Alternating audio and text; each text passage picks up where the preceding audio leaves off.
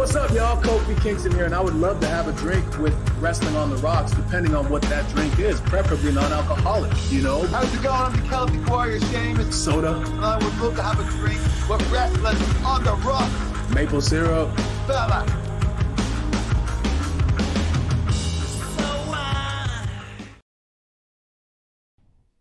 Hello. You know what's funny is the other day, like 2 days ago, I was like, oh, you know what? I know exactly how I'm going to start the shows now. And I like repeated it in my head like 4 times. I have no fucking idea what it was. None. No clue. Guys, welcome back to episode 1 of Wrestling on the Rocks. That's right. Every show is our first show here at Wrestling on the Rocks. I am Marsh at Ref Marsh.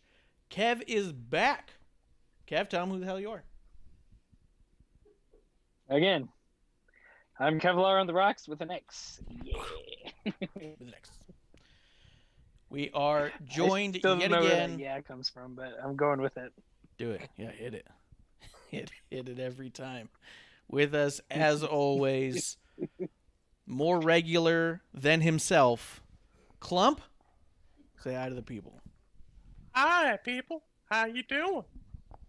He went straight for the hanky. That's right. It's Christmas time. And Klump is our resident Mr. Hanky. And I said, hi. Oh. Christmas time. Now I'm just Hi that to whole cheers. Sorry. Mr. Hanky, the Christmas poo. Small Well, and brown comes from. Yeah. I got like nothing for news today, guys, so we're gonna I think get right to it in a minute here. I do want to know how you guys have been. Not bad. Not bad. I got new glasses today. Good. Yeah, I got them ordered. They're going to be here in like a month and a half, which is fucking ridiculous, but that's because my eyes suck. Well, you'll never see it coming. God damn it. No, I Like sat down for my... Yeah. Especially with Summer UPS, the way they're rolling right now. Jesus, yeah. I've had so many things I've ordered, and I've been like sitting there like, it could arrive sometime between tomorrow and February. Yeah. It's all good, all good. Kev, how you been? We decided this weekend as a Christmas celebration, we figured out how we could finally hang out for the first time since March. We did a social distance gathering around the fire, just me and him. It's not really a gathering. I drove up behind Kev's house, went through the back gate. He had ice on the table with tongs. I brought American Rebel cigars, a la Cody Rhodes and Frank Kazarian, and a bottle of Terramano, the Rocks tequila. And we just had tequila on the rocks. It was crazy. Nice. But it was delightful, and it was really good. And he got the fire going. I sat on one side, he sat on the other. He already had a little table there right there sat. Man, it was like an all-night affair. Kev? Mm-hmm. How you feeling? How Yeah. you been? I'm good. Hanging in there. The Terramano wasn't terrible. I'll tell you that. It's pretty good. Yeah. I was surprised how good it was, to be honest. It was, When I first came over and I thought, hey, we're going to do tequila on the rocks, both me and him were like, we're going to do it. We're just doing it. We were not excited by the prospect of just having a glass of tequila, though. Go ahead. That's not it. yeah. Yeah, I texted him. I was like, hey, I don't have any lines. Then he texts back, yeah, me either. I was like, all right, we're going to do it. And it was smooth with a TH, not an F. It was smooth. Not a smooth. Smooth. We might not have limes, but we got balls, and we just drank that tequila, right? I don't know that. Something like that. Yeah. That is not a... I mean, I'm glad it worked out, but that's something whenever I hear somebody say they're going to drink tequila straight, like, even now, like, my stomach just goes, no, that's a bad idea. Yeah, why would you? Yeah. Yeah. Him and me both were just all like, fuck, I mean, there's just nothing to have it with, but I want to try it. So we did it. We went all in with it, and it was really good. It was really good. You don't have like fruit juices in your house? Like, you can mix like No, tequila I'm not with, trying to get COVID from his house, man. Yeah. Yeah, but the alcohol kills it. Oh, that's a good point. That's a good point right there.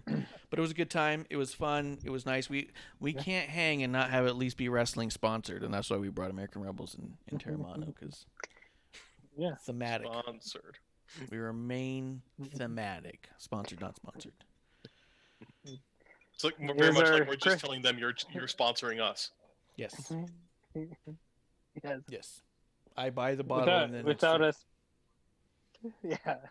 Without us putting it out on the internet or anything. What? What was that? Oh, producer got the bottle. So it was sponsored by the producer. Yay! There's no gift that she likes more than sending me out of the house with a bottle of booze and on my way to Kev's. That's her favorite gift to her, is me leaving the house and going to Kev's with a bottle of booze. She's like, that'll keep him busy. Well, sometimes without the booze. Just go. Just go. Just fucking go Shoot. already. Get out of here. Yeah. I'm back. Why is my key not working? Don't worry about it. Yeah. Yeah. Probably wrong key. Don't know what to tell you. Yeah. Guys, there was only one bit of news I wanted to say real quick. We didn't sponsor them this time, but Mission Pro did have a show over the weekend called Run It Back, and they did crown their first champion. Still available at TitleWrestling.com. I suggest checking it out and watching it for yourself. It had a bunch of fantastic matches to include. We saw Thunder Rosa and Allison Kay get a little physical, and now they're talking potential cage match. So just a really cool thing they're doing over there. Really enjoy the product that they have, and we will sponsor again, but we just didn't sponsor this one. I just wanted to shout them out real quick. Yes. Cheers to them. Yeah, cheers. Oh man, let's get into that real quick. So Marsh, I was gonna say, what's in your glass? You've been slacking. Dude, I cannot figure it out. Have an empty glass over here. Yeah. I'm going to have Tennessee Honey. I'm going to do that. Jack Daniel's Tennessee Honey. Sponsored, not sponsored. I'm just going to have it straight on the rocks. Kev, what do you got?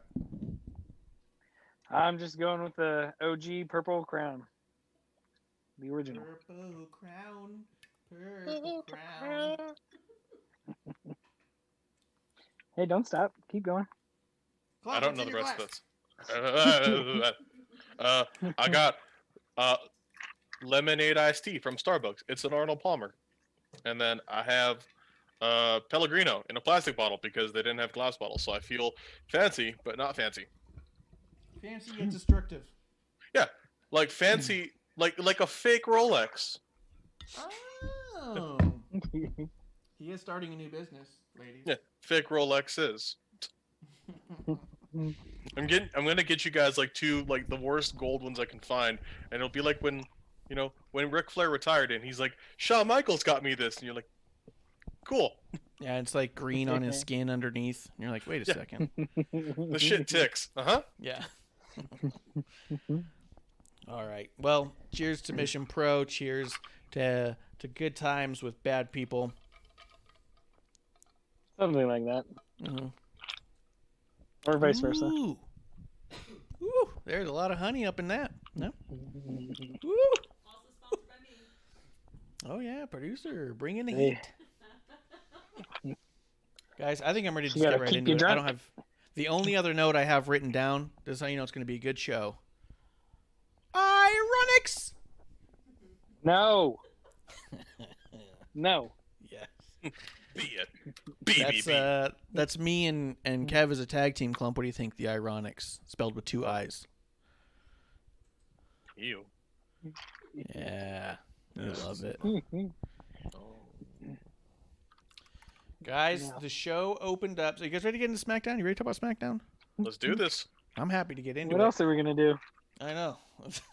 It opened up with Sasha Banks and Carmella. They were trying to do a contract signing. Sasha Banks brought on, for the first time on SmackDown, the old stamp signature. It is officially, she's officially brought it on now on all brands. It's been on NXT, now Raw, and now SmackDown. So just kind of a cool thing. I'm glad she's bringing it back. She had stopped doing it for a long time. But then again, she might not have been in any contract signings for a long time, to be honest. But either way. Just there collecting dust. Just in time, 211. I like the name. Yeah. Thanks for coming through, man. Let us know what you're drinking, too. Guys, what do you think of this segment? Started off with Carmella alone in the ring, or not Carmella, Sasha Banks alone in the ring, doing her thing. She gets all mad about Carmella. She gets up on the big screen. She has her little lackey come over. She signs it, sends it down to the ring, and then Sasha beats the shit out of some dude. And her shoes come off. So Wiki Feet wins once again. Almost every SmackDown. Guys, what'd you think? Kev, we'll start with you. What'd you think of this? I mean, it was interesting that Carmella, just kept her distance and sent her lackey, as you would put it. I forgot, what do they call him? Sommelier. Henchman? Sommelier. Yeah, something like that. Sommelier. Yeah. Clump's a journalist. Like He knows Perrier. what do you want me to do? Yeah.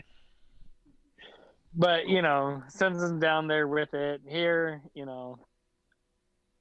because she's untouchable. And, yeah, I mean, it was all right. I liked it. I liked the tension. I don't know why I liked Sasha knocking that dude around a little bit. I thought that was all right.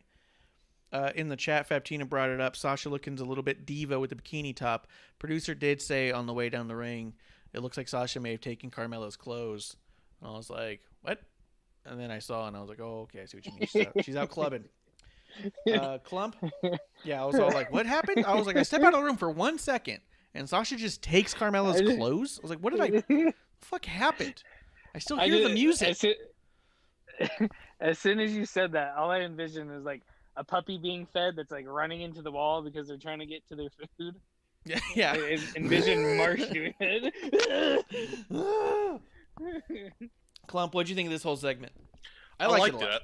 Yeah, no, same. I liked it a lot. I thought it was cool. I haven't seen a lot of Carmella back, so seeing Carmella in the ring, hell yeah, it's a cool new character. I kind of like the assistant idea, the sommelier, just because I don't know, I still get excited when I see the kind of flip of the stereotyped role that we've seen for long over and over again of the female manager, chaperone, whatever the hell we'll call it, that is attached to a male superstar, to see this role be portrayed by somebody who gets their ass handed to them by two very competent women. Fuck yeah, tight.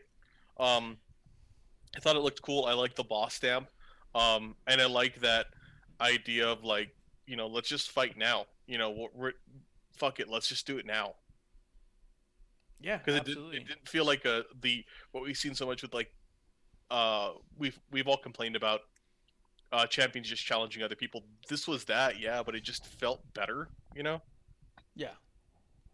Yeah, no, absolutely. And I guess that's a nice little something to think about too. So Carmella was talking about in this promo about something along the lines of being a sexier champion or bringing sexy to the title or something. It was something along those lines. Kind of a sexy back line, but it wasn't exactly that, because she's not trying to rip off the classic J. Timberlake platinum winning album. But she did have that kind of feel to it. Sasha was dressed a little more revealing than normal, so it did start to feel a little divas-ish. But it's a good point to say that the whipping boy of the whole thing was literally a man, and so it does show a change in dynamic of power that we typically wouldn't see. So it does add a little bit of a flair to that too. But what I think is, and we can talk straight about the match too. It is what closed the show. The show was the main event. Did you guys want to wait till we get there, or you want to just talk about it while we're on topic? Just jump into it, because I feel like just jump into it because it's the same story. So this is the first time we've seen Carmella in a match in months, and I do think I thought it was a little bit weird that they were going to do the title match here and not at TLC, because that's where it was booked. And so I started thinking, are they going to try and mess something around? I was hoping for a kind of a schmoz finish, because otherwise it's just them trying to get the match off the card. A lot of people online are petty, and it's hysterical to me, but they thought that this had to do with the fact that Snoop Dogg was announced for a show on AEW. And they're like, oh, they're taking that title off of Sasha immediately. No. It's like, what? I was like, there's petty, and then there's Damn. like, what are you talking about? When it comes down to it, like, I'm sure if all control was there, WWE would love to, be able to say, hey, Snoop, I would prefer you not to go there. But these are entertainers. These are, celebrities. These are people outside of their scope, and they have an ability to perform and appear wherever they may. And it kind of makes sense to me because Snoop Dogg has a pretty long-standing relationship with Turner. That was where his game show was, Yeah, that's true. He Nothing was on that bad. game show but- with Cody. What was that, Kev? So yeah, but Snoop Dogg's a WWE Hall of Famer. How many Hall of Right. Famers are they going to take from us? I mean, I think that speaks maybe. I would say that honestly speaks more to like why does AEW feel the need to continually go after specifically Hall of Famers? I mean, partly yeah, like when it's a talent who's performed in the ring, yeah, that's awesome because Yeah. there's this like nostalgia, this connection. But if the goal is to just bring people who have a WWE name, well, I'm kind of like maybe you don't need to. Like at Yeah. what point does it become tiring? Because at what point do you build your own legacy? Yeah, it does feel a little bit weird. Let's see. So, but it was really cool to see Carmella back in action. It's the first time we've seen her wrestle in a long time. She ends up, the match ends up getting thrown out because she starts beating the shit out of Sasha with a champagne bottle. Here's the thing I thought was weird, and Justin's sort of talking about it in the chat. He says it was a waste of time to book it on SmackDown, just more than likely give us the rematch at TLC anyways. And I get that, but we haven't seen Carmella in a long time, and everyone's talking about what Carmella looks like. And I thought that this was going to be a good showcase to get people excited for Sasha Carmella if it wasn't going to go to a finish. Because I thought maybe they are trying to actually like spin something around. I thought it was actually possible the title could change hands. But I felt like it was a good teaser because, to be quite honest, Carmella in the match itself looked better than she's ever looked. That was probably one of the best Carmella matches she's ever had to date. Mm-hmm. Am I wrong on that? No, and she's not a bad performer, so that's not saying something like that. That's not like the same sentence with Lana. Like they're looking great. No, like this is a different performer who's also been competent. Like so, hell yeah. Yeah, she was looking good last time we saw her. I mean, she had a couple weird matches with Naomi. To be honest, the chemistry, I guess, wasn't quite there. But like prior to that, the SummerSlam where Becky took off, I remember thinking Carmella looked tremendous in that match. I thought she was awesome and on point. So, yeah, like you said, it wasn't that she was a bad performer starting to look good. She's been a good performer and she's looking great. So, Kevin, do you agree with that? Did you think how did you think the match went? I think, the match went, it was great. Both of them showed up, but I didn't like the finish very much. And at the same time, like, I would have preferred Carmella going against somebody else just to get a win saying, hey, yes, she deserves a title shot. Because she just kind of showed up, attacked Sasha a few times and was like, I'm going for the belt. And they're like, okay. Yeah. Like no other woman in the division matters at this point. That I can agree with. It did feel really rapid. But that also feeds into the story in and of itself, and all of Carmella's promos saying like, yeah, a lot of people have to work really hard. Yeah. I just get this stuff. I'm just naturally so good that Just show up. Yeah, I can just show up and go straight to the top because I don't have to try. I don't have to try. Mm. So it actually works to me. I'm getting sick of these quick disqualifications in matches like this. Where Sasha's just beating her in the corner, and they're like, all right, stop it. End the match. Well, they counted Like- a 5. Yeah, but for what? Because she wouldn't get out of the corner. She was tied up in the ropes. That's the thing, dude. You got to get out of the corner. Except, I guess, for those 10 punches on the turnbuckle. That's a whole other thing. Yeah. Remember they used to do that all the time? Stand on them? 1, 2. Mhm. I miss So, that. yeah. That was Yeah, cool. it was like, so for this one, you get 10 punches, but for other moves, it's 5 seconds. Yeah. Let's see. I wanted to say about it, though. was it Fabtina says not sure what they're gonna do, but she also still needs a man with her man trying to distract Sasha. I know that people are making that correlation that, you know, Carmella had said that men are obsessed with me, and I can't help it. I thought that was really funny. I didn't get the impression at all that Carmella needed him. No, but to me, this feels more like a hired, worker. Not just a guy sitting there saying, just not. I don't know why, but the way they got phrased sounded so weird to me, so awkward, like a hired worker. Yeah, he's a man of the night. Yeah, well, an employee, if you will. Yeah. Hey, nothing alone. Sometimes you need a professional, I guess. Yeah. So here's the deal. Here's what I wanted to say about this. I think we've all agreed that it wasn't just a guy that's like, oh, I love Carmella. I'm gonna be in her corner. Way backwards. Yeah, 100%. Now here's the thing that we've all started with and completely agreed on that this is one of the better matches Carmella's had, and both Sasha and Carmella looked tremendous in the match in ring. Mm-hmm. The thing that really gets me is that the social media afterwards was saying shit like, is the SmackDown Women's title, Carmella versus Sasha Banks, the sexiest title match rivalry we've ever had? And I was like, what? Yeah. And then I started seeing people just post a bunch of pictures of Carmella with the champagne on her, with her blowing up the bottle of champagne. It was all pictures of that, and it was all about how Carmella looked. That really kind of weirded me out, because I was like, well, we were borderlining on kind of diva-ish stuff before. Carmella's in kind of this S&M kind of gear.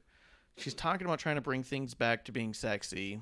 And then we have a tremendous wrestling match. So it's like, it's one thing to be able to say someone is very attractive, but in today's day and age, it's not what's bringing them to wrestling like it used to, right? During the Divas age, they were people, it was beautiful people who were brought in to try to learn to wrestle. This is wrestlers who happen to also be beautiful people. But the focus, I felt like, shifted after the match, where people were no longer focused at all about what did they just see in ring. And that was kind of weird to me. What do you think? Well, to me, it wasn't even after the match, because it was all this hype about, hey, like Carmella saying, hey, I'm bringing sexy, back, before the match. So I think the matches got overlooked altogether. And then, it went to, oh, well, look at this, look at that. And, Marsh and I talked about it before that, to me, her gear looks very Attitude Era. Mm-hmm. Yeah. And, they're almost just a bra and panty match away from being back in the Attitude Era. Yeah. A little weird. Klump, what do you think? I agree. I think there's part of me wants to think maybe what they're doing here is trying to create this like feud as a referendum on that. Like, we've come far enough. Let's try and own what used to be women's wrestling and bury that, or the idea of women's wrestling. Let's have, Sasha bury this idea that we can get past the aesthetic, the objectification of female performers, But if we're gonna do that, I think that's an incredibly important story if you want to go down that. I don't know if you need to go down that pathway, because I think it's kind of self-evident in what has been done now. But I also am, somebody not direct who sees it in a certain way just because of who I am. Maybe a better way of doing that would be an extended feud. Mm-hmm. If this is the start of it, awesome. But if this ends at this pay-per-view, I don't know if that served to do anything. It at best, to me, kind of is very short and mellow, but it could be more. If you want to do this and push the idea of attractiveness versus competence, awesome. That could be truly interesting, but go for it rather than just, have it be on a B pay-per-view. That's a good call. And actually, to be honest, Justin in the chat he's even thrown out kind of what you're going about as well. Says Carmella is one of those women who has always been referred to as a diva. It always seems to be about her looks, not her wrestling ability. And I think that's a really good point because like Fabtinus isn't there. She's a great wrestler. Like you said, if this is all we get, if we get to TLC and then that's it is what it was, then it's like it does feel a little bit like, okay, you just really highlighted her looks and all of that. But I really like the idea of what you said. If it extends out, if it goes on several months, this becomes a longer term storyline where she's almost using your belief in her as a diva as a way to get what she wants, to take control, to have these incredible matches, to win a championship perhaps. Like, if she utilizes that against you, then I think that's really cool. Yeah. It's fair. I think... Well, see... Go ahead. I was just going to say, to me, it's almost like lazy writing. Because Sasha and Carmella haven't had any kind of, like, past. There's no history between them. And I think this is just, okay, go attack her, and once again, about how quickly this has evolved into a championship match. I think it's just lazy because it's like, well, how do we create animosity between them? Well, tell her she's not pretty enough, and they just revert back to, name calling basically, instead of actually building something. Well, I didn't get the impression that it was like you're not prettier enough and I'm prettier than you. It to me came off more like you work really hard and you're a great wrestler and you let your wrestling speak for itself.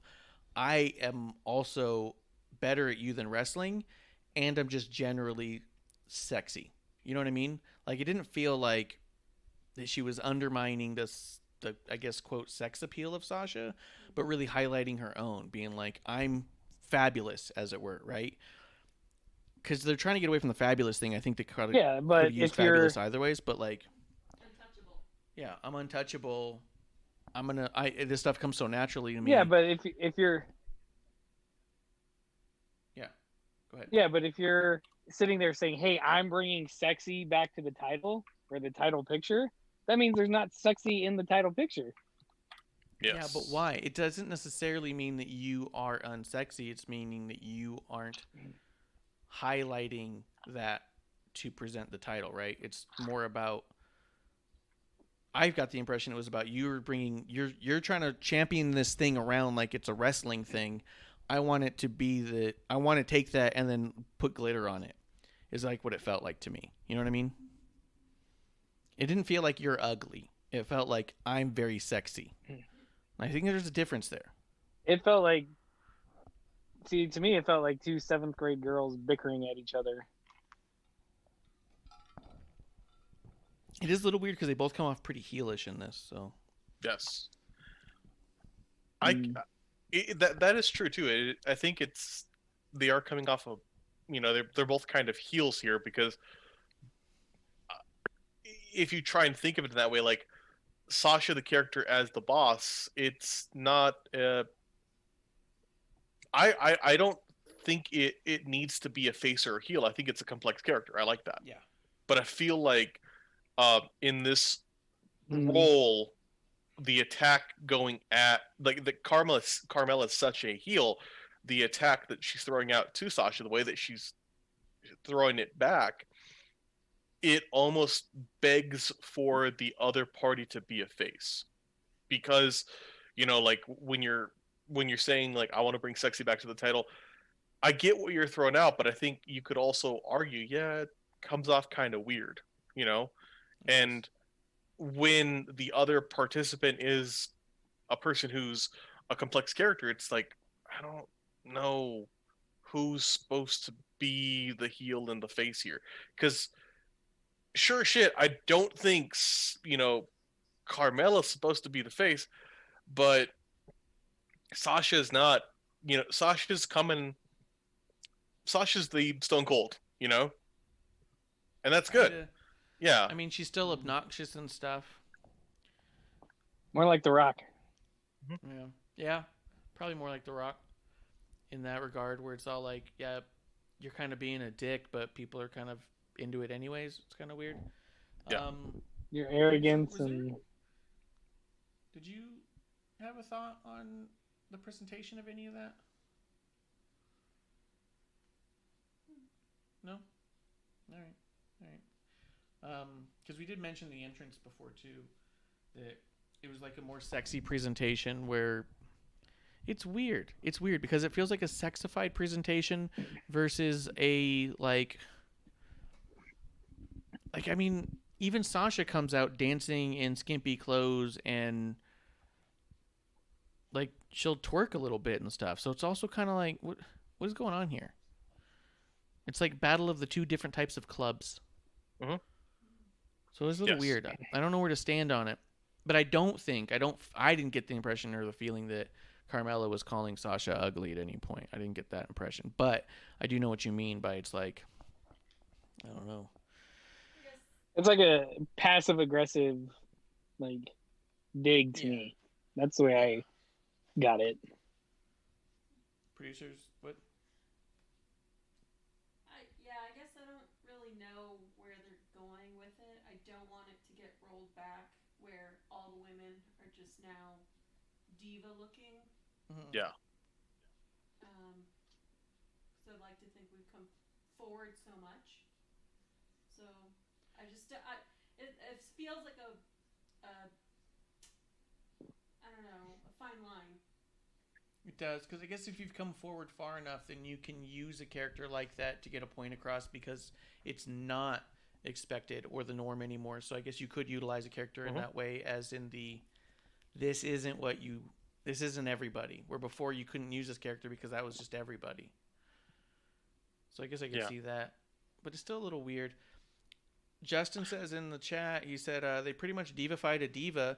Even Carmella always meant she's a diva, and that to me affects people's takes on her wrestling. And Carmella is seemingly trying to come off as WWE's version of what Scarlett Bordeaux was in Impact, and I think that's actually nail on the head there. The whole smoke show thing.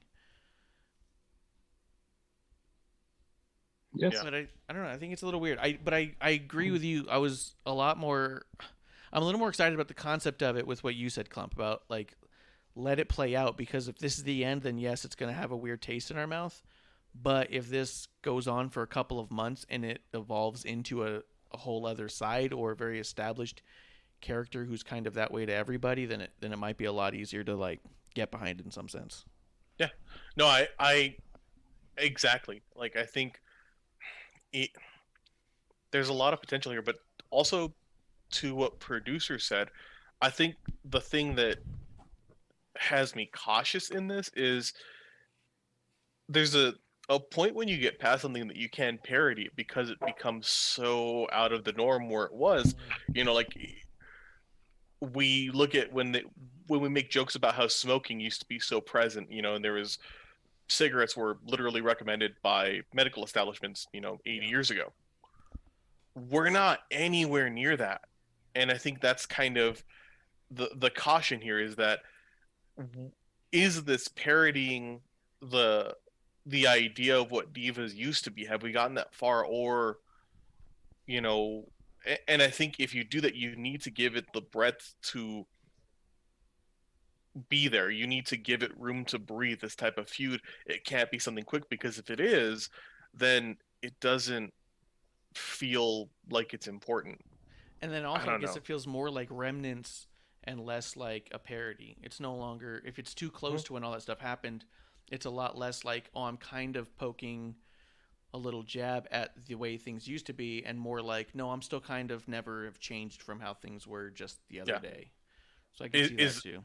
Is that if this lands a certain way, hey, we can go back to this, Yeah. I mean, clearly. Guys, we didn't get too far. Don't worry. I know the way back. Don't worry. We can always pull back. They're liking this. No, that's not what this is. They're liking this. God damn it. It's a good point. You know who I blame? The fans. Those piece of shit internet fans who constantly say Attitude Era was the best era ever. And they always want to go, well, just look at the ratings. Well, ratings were way different back then, and people consumed TV different back then. And not everything aged well. But there's honestly, parts of what I love in the Attitude Era are that's kind of it's that cringiness of watching an old cigarette advertisement. You're like, oh my god, you know. Yeah. But I'm not appreciating it like, oh, this is great. It's more like, holy fuck, this existed. Yeah, we got away with shit back then. Yeah, like, I oh remember no. It wasn't that long ago. I was at Kev's house. It was, obviously that long ago because of houses. Hmm? Like But a year ago. at least. But we were watching like Royal Rumble 2000 or something at your house.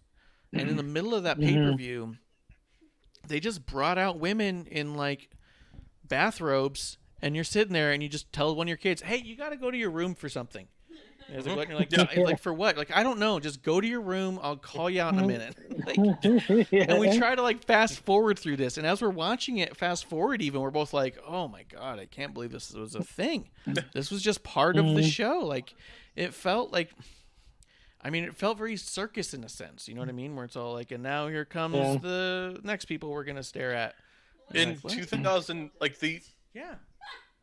they did the Diva search in 2004, which literally had like women sitting in pie and trying to be the most like the most like what a diva should be as portrayed by the worst parts of WWE. And you're like, oh no, Yeah. this is a bad idea. That was the Playboy era.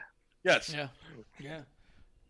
Yeah, no, so I get it. I think that I'm with Klump on this as far as let's let it play out before we judge it too harshly too soon, but do acknowledge that it does feel a little bit weird and they really got to pull the nose up on it because like I think I agree with you. It does feel a little bit too maybe I think that's where the awkwardness comes in. Is it's not a callback to divas, it's like a leftover diva is almost the feeling. So it's kind of weird.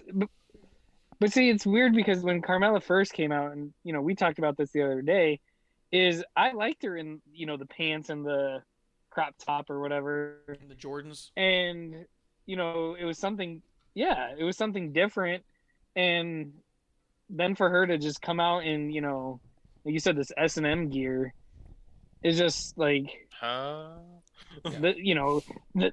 why I don't feel like it's like a leftover diva. It's like hey, we're creating another diva. Yeah, but we meant like in essence, not her specifically, but in like the mentalities left over. Yeah. No, yeah. Yeah. Yeah, it was funny. Even producer said as we were watching it, she's like, she moves way too hip hop to be wearing clothes that are just generally sexy. She's moving like she's street. And I was like, okay. Well, not like sexy. It just her gear looked like it wasn't gonna stay. It wasn't meant for dancing. Yes. Oh, yeah. And she still dances in every movement she has. Yeah. It doesn't look as functional as what she needs to be. Like the leotards in like the street gear worked because she moves. Yeah. No, makes sense. Where Rikishi can't do, Samoan drop if he's got like low rise crotch, low drop crotch pants because he's gonna tear him. Yeah. Well, I don't have anything else I want to say about that unless there's something you guys thought we didn't hit. I really like the use of, since we went into the main event of it too, I really, really like the use of the champagne bottle. Like, oh my god, dude, so good. And if we're gonna throw a dig at between the promotions, I would say that's an awesome way to show AEW how to use sugar glass. Yes.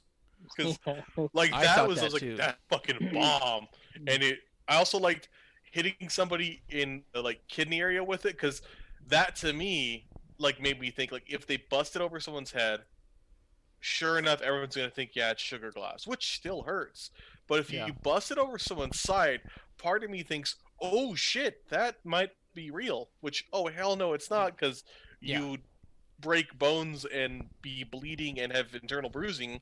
But damn, and Carmella's hand would have been bleeding too. But like, because that's the other thing too, is if you smash it and you hit it right, you're also slapping her on the back. That's a lot of great noise right there. Mm-hmm. It did make me go, oh shit, when it happened, because it visually looked so good and sounded so big that you forget. Like you laugh after a second because you realize, okay, that had to be sugar glass, but you laugh in AEW before they hit because it's falling apart already before they've struck them. And you're all like, "Oh, that's delicate candy." Go ahead, Kev. Yeah, I think it's the way that Carmella held it. Yeah. Because if you're gonna hit somebody over the back or side with a champagne bottle, you're grabbing it by the neck and swinging it like a club. She obviously, they told her how to, smash it, like hold it, caress it, and Wait a second. put Are it you through her. suggesting Yeah. that WWE might be filled with trained professionals and AEW might be a bunch of renegade outlaw fucks? Backyard wrestling fools who think they know what they're doing because they seen it on TV one time? Is that what you're suggesting? No, I'm not suggesting it. I'm exactly. Okay, I just didn't want you to suggest that. I would never say that. There has been times WWE has made us question it though. Let's be clear. There's been times Oh, like yeah. that didn't work. Yeah, there's been times you're like, what are they doing? Yeah. Yeah. No, I'm just trying to get that Jim Cornette fandom. You know what I mean? Just trying to reel them in a little bit. Getting a little heel heat. Yeah, getting a little bit of that heel heat. But yeah, no, 100%. It's the way she held it, the way they did it, and it felt like, hey, people, here's how you do that, which is also funny because more than one podcast with old-time wrestlers reviewed that segment. They used the sugar glass in AEW and said, did no one teach them how they're supposed to hold that? Everyone was holding it like they've never seen it before.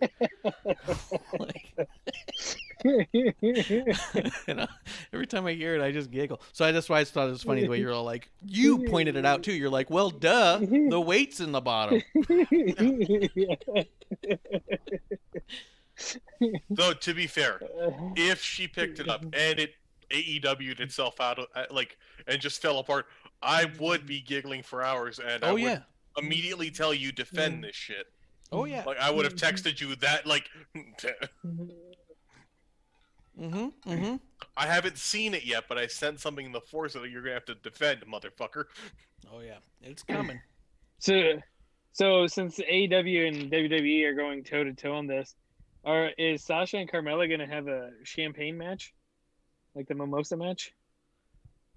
We can only Happy hope. mimosa. What could they do? Was it Screwball? Isn't that the? That's just orange juice and vodka, right? She's using champagne. They can't redo the. What if they did a mimosa match? Screwdriver. No. Just a Dom P. Just a Dom P match. Wait, so what's a screwball? Whiskey. Klump. It's whiskey. Oh my god, it is just a whiskey. Yeah. That's peanut butter whiskey. Did It's you just peanut butter deliberately whiskey. ask the recovering alcoholic? No, because I thought it was something else. Fuck dude. you. I had a feeling in my gut, Klump, that it was not alcohol that I was talking about, and I was like, Klump will know. He's from the streets. I thought you were gonna be like, it's this tool or something, you know? Like a baseball pitch is a screwball, but that's more of Kev's alley. An 8-ball is cocaine and something, which is more like my dad being a cop's alley. Yeah. See, you know. Benoit balls, which go in vaginas or buttholes, which is what you're getting at. Hashtag Bad Dragon. Sponsor, not sponsor. Hashtag Bad Dragon. I think we're going to get our first cease and desist from them. I'm going to be honest. More so than any alcohol company. It's going to be Bad Dragon to be like, stop. Whenever we have the ability to do conventions again, they are a local company. I will run into people who actually work there and say, hey, we reference you on my podcast all the time. And we will get a fucking letter. Yeah. It's going to be great. Please stop plugging our butt plugs. Yeah, please. Please stop plugging this. Plug this. So good. But yeah, I think it'd be really funny if they got into some sort of mimosa match, but called it something else. Like, I don't know what you would call it. But if they did something like that, but used like an actual setup that was decent. The Sunday brunch. Yeah, a Sunday brunch match. So they could funny, dude. Match and like have it be like Crawl and like Ciroc, just club liquors. That bottle service match. There you go. Yeah, boom. That's good. That'll be good. I was just gonna say a bubbly match. It would be awesome if they did a bottle service match and they said this match cost and they gave you the liquor price of a club. Like, that'd be good. Everything shit plastic bottles, but like, oh, that handle of Deep Eddy is $500. Yeah, Grey Goose, $300 bottle. Is it? It is? Yeah. It's weird. Only if all the bottles have sparklers on it. Hell yeah, And you dude. just see Indoor somebody sparklers. somebody like pouring water into them and then like closing them back up. Yeah, I agree. I thought that whole spot with the champagne bottles was sick. It was done so well. It was just spot on. Which is also goes to my point of like I was really disappointed at the internet when I got on there and saw no one was talking about just the impact of that shot. They were talking about the sexiness of Carmella afterwards. No one was talking about just the absolute great athleticism that was happening in the match. They wanted to talk about the entrance of Carmella. And I was like, what are we're talking about everything around. Like that's, I mean, I guess that's the story, right? But at the same time, it's like no one was celebrating the idea of, we haven't seen Carmella in almost a year. Yeah. And she looks like better than she's ever looked in the ring. She's, not only did she not have ring rest, she looked like she hasn't missed a match or a day wrestling since we have seen her wrestle. You know what I mean? So to me, I was a little bummed by that. But like Klump said, let it play out. We'll see where it goes. We'll see where it ends up. Yep. Anything else on that? Because that was a great call out, and I don't want to miss anything else. Because I did think that Sasha and Carmella closing the show and opening the show was fantastic. Yes. Am I missing anything? No. No, I think it was Nope, a good no. like. That's it. On to Raw. Yep. Yeah. Guys, Roman Reigns and Kevin Owens. This thing's heating up and looking awesome. I loved the beatdown. The Kevin Owens just beating the shit out of Jay. Roman going out there and Paul Heyman just standing next to him and be like, "You don't want to do this, Roman. This is on his terms. You want to do it on your own terms." He goes, I will hold the title for you, sir. But I do not think that's what you want me to do. I thought that was great because we haven't seen Paul like have input in a while. Yeah. And for him to actually be the, the council or the special council, like, hey, these are my 2 cents. You can take them if you want, but you're playing his game. It's yours. I thought that was great. Oh yeah, I thought it was so good. I mean, I don't even have as much to say about this because it was just so good top to bottom, and I'm so excited to see Kevin Owens and Roman at TLC. Klump, anything about this segment or their interactions you wanted to hit on? And then we'll go back to Kev because he had something he wanted to say. Weird little thing. Paul looks like he's getting in shape, which made me happy. He did look like he was losing a little bit of weight. Yeah, and I know that sounds really kind of shitty to focus on that, but there's been times Paul Heyman's come out, I'm like, oh man, I'm really worried about you. I was like, hey, cool. Yay, don't die. I want you around for a while. You're my favorite. Yeah, there was one time with him coming out with Brock I don't remember what time frame it was, but it wasn't that long ago, where I started getting real Paul Bearer vibes where you're like, is he going to not go up the stairs? You know what I mean? Mm-hmm. So I agree. There was a point there where I just felt nervous in general about his overall health, and he does look better now than he did a year ago. So that's a great call out, I think. Yeah, no, absolutely. Little side note thing, but yeah, dude, good on you if you're doing stuff. Hell yeah. Yeah, if there's one thing we know we need in wrestling, it's Paul Heyman forever. I actually didn't see a heck of a lot of the segment. Okay. So that's all right. We'll move on. Kev, back to you. Yeah, back to Kev. Kev, I'll throw it to you with this. Justin did say the way he directed his words to Kevin Owens' family was awesome. Yeah, I love that when Roman turned to the camera and he's all like, "Look, I'm gonna beat the shit out your daddy." Yeah. Tell daddy, leave me alone. Yeah. I forgot what I was gonna say now. Oh my God, Kev. Oh no, just being excited for TLC.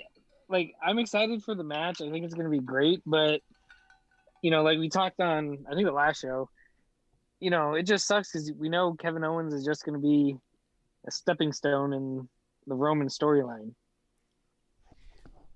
I don't think any of us will give him a chance of actually winning it. But Owens is showing up so much. He's doing so well that it's not impossible to think that they couldn't throw the title onto him. This isn't like when someone just shows up. Like when a Jericho would just show up in a feud, or Natalya just shows up in a feud, where you're all like, look, yeah, they are former champions. They could have the title, but like Goldberg they're not going to take it off. What? You mean like Goldberg and Fiend? No, because Goldberg's Hall of Famer. He's GR Lunar's absolute favorite. You know what I mean? But like, there's people they'll throw out in a feud, or even like Lacey with Becky's run, where you're like, this is clearly a placeholder. There's no way they have enough faith on Lacey to be the one to dethrone Becky. But Kevin Owens has taken the title. So when Kevin got his first Universal title, Roman was in that match. It was like a 4-way, and Triple H got involved in all that, but he was in the match. He defended it against Roman at a TLC once before with Jericho in his corner, cheating and all that stuff, but he was a different character then.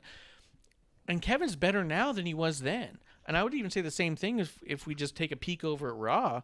AJ showed up in such a way on Raw that you're all like, they have no reason to not believe and trust in AJ. He's performing on a level like this.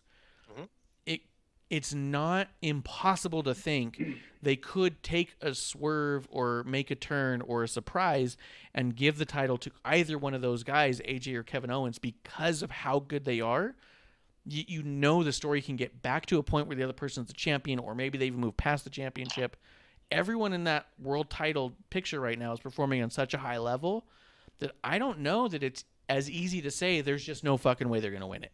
I think that it's agreeable to say it's unlikely Kevin Owens is the one, but it's not impossible by any means. I don't feel like. See, to me, I think it feels impossible, and I think the biggest difference between the two title matches at TLC is if Kevin Owens beats Roman, where does Roman go from there? Oh, dude. Whereas, I picked up my glass and talked into it because I was. Yeah.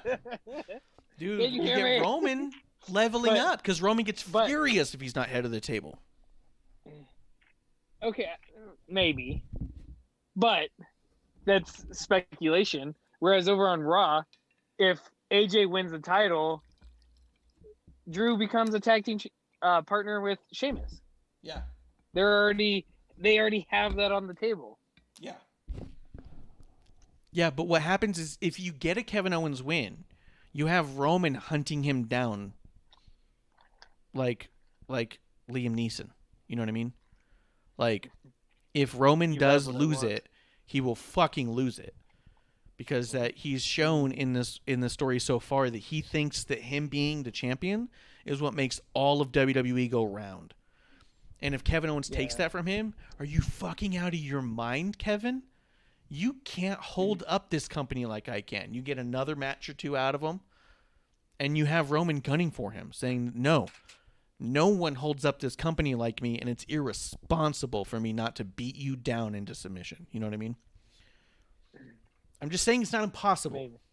And it's not nowhere to go. But maybe Justin in the chat does say predictability isn't always a bad thing. Reigns and Owens match, though predictable, is still going to be awesome. And I do agree with that at the end of the day. Although, like I said, I think it's unlikely Kevin Owens wins. I'm so excited for this match because I think it's going to be fucking tremendous. And if Kevin does win, then Kevlar owes me a drink. Bitch.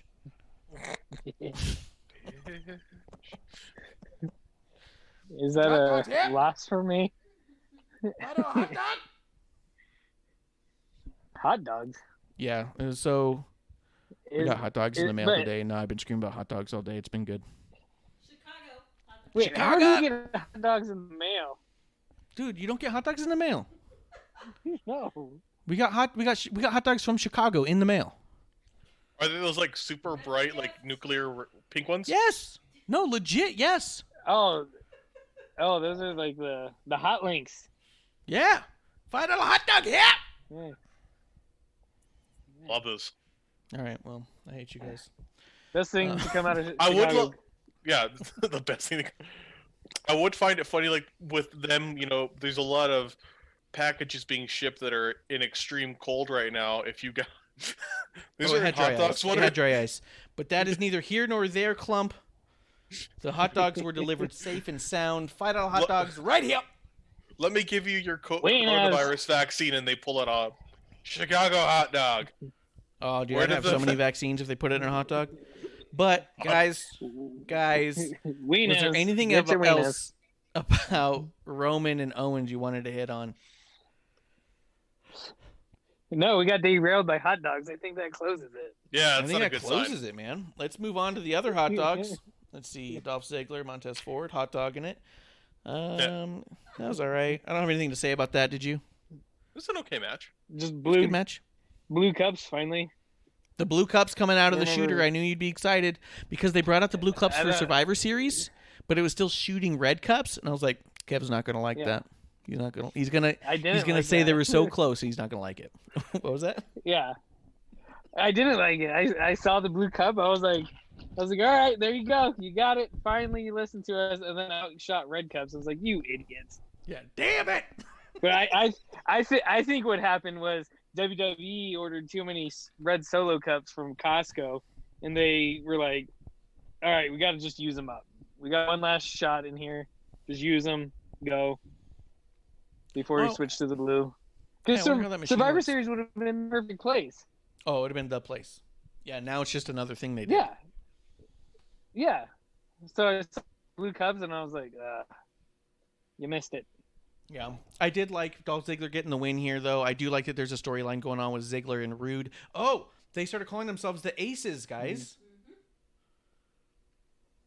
Yes. Did you take note of And that? eights. No, just the Aces. Who wasn't Bobby and James Storm and Aces and Eights together? Yeah, that's what I mean. Yeah. They were, right? Because I know they were Beer Money, but weren't they both also in there as well? Yeah. I mean, everyone was in fucking Aces and Eights at one point. It was NWO, but for TNA. Actually, I just saw a picture, and yeah, you're right. Big Luke Gallows was in Even there. D'Lo. Yeah. Devo. Devo. Devo. Oh, you said Devo? Or... D'Lo. Yeah. D'Lo Brown was in it as well. Yeah. Who was in it? Remember, Bully Ray, Brooke, Garrett Bischoff, Nux, Taz, Devon, D'Lo, DOC, Evilise, Mike, CJ O'Doyle, Mr. Anderson, Tito Ortiz, Wes Briscoe, and Leva Bates. Wow. All right. Yeah. Well, I don't see anybody who we thought. So, never mind. But it made me wonder, though. It made me wonder because James Storm did say in an interview that prior to COVID, he was mid-signing with WWE, and he was about to leave and go to WWE, and he really wanted to team up with Bobby Roode again. So I wouldn't be surprised if they're kind of leaning in towards something. But they did start calling themselves the Aces, and I liked that, and it made me think that something might be coming. But now that I see the list of who's in Aces and Eights, never mind. They're just Ace trying to holes. rip me off from the ace holes. Yep. Yeah, see? Yep. Yep, see, already. Hey, yeah. Should have Well, they- copyrighted that shit years ago. Yeah. They couldn't call them the B team. Speaking of the B team, Sami Zayn defeated The Big bro E. team. Oh, Did you see the new I Am Sami Zayn t-shirt? yes. I got mine pre-ordered. Dude, they already released it. Damn it. Oh, did they? They did. They put it out. It's so good. What? Oh. I tweeted out as soon as I saw it. As we're watching, I just went, God damn it. Producer's all like, what's wrong? I was like, I'm going to have to buy that shitty shirt. They're going to fucking put it on the site. I'm going to have to buy it. She's like, no, you don't. And I was like, of course I do. Oh, Look how fuck bad that. it is. Yeah. Yeah. How about this? Merry Christmas. What size are you? Not available till January 1st. Not available to January 1st. Whatever. She's just throwing it out there. But it's on the shop. It's Are crazy. you guys gonna? Huh? Nothing. I started laughing so hard at that shirt, Yeah, especially it that was so Sammy good. couldn't rip it. That was even better. So good. Dude, Sami Zayn and Big E together are so good. They're so Yeah, they should make good. them a tag team. Hey, dude, stop. Come on. You know what they can call themselves? Ironics. Mm. Oh, there was an echo when you did that. It was upsetting. It like I'm getting good. reverbed. No. I'm getting good at this. So their backstage promo was awesome. I really liked Sami Zayn like just liking Big E's shirt, and he goes, "Oh, you got a new shirt?" And he's like, "This is really good. This was well done." Like he was just murmuring to himself about how good the shirt was, and then they showed him the Sami Zayn shirt.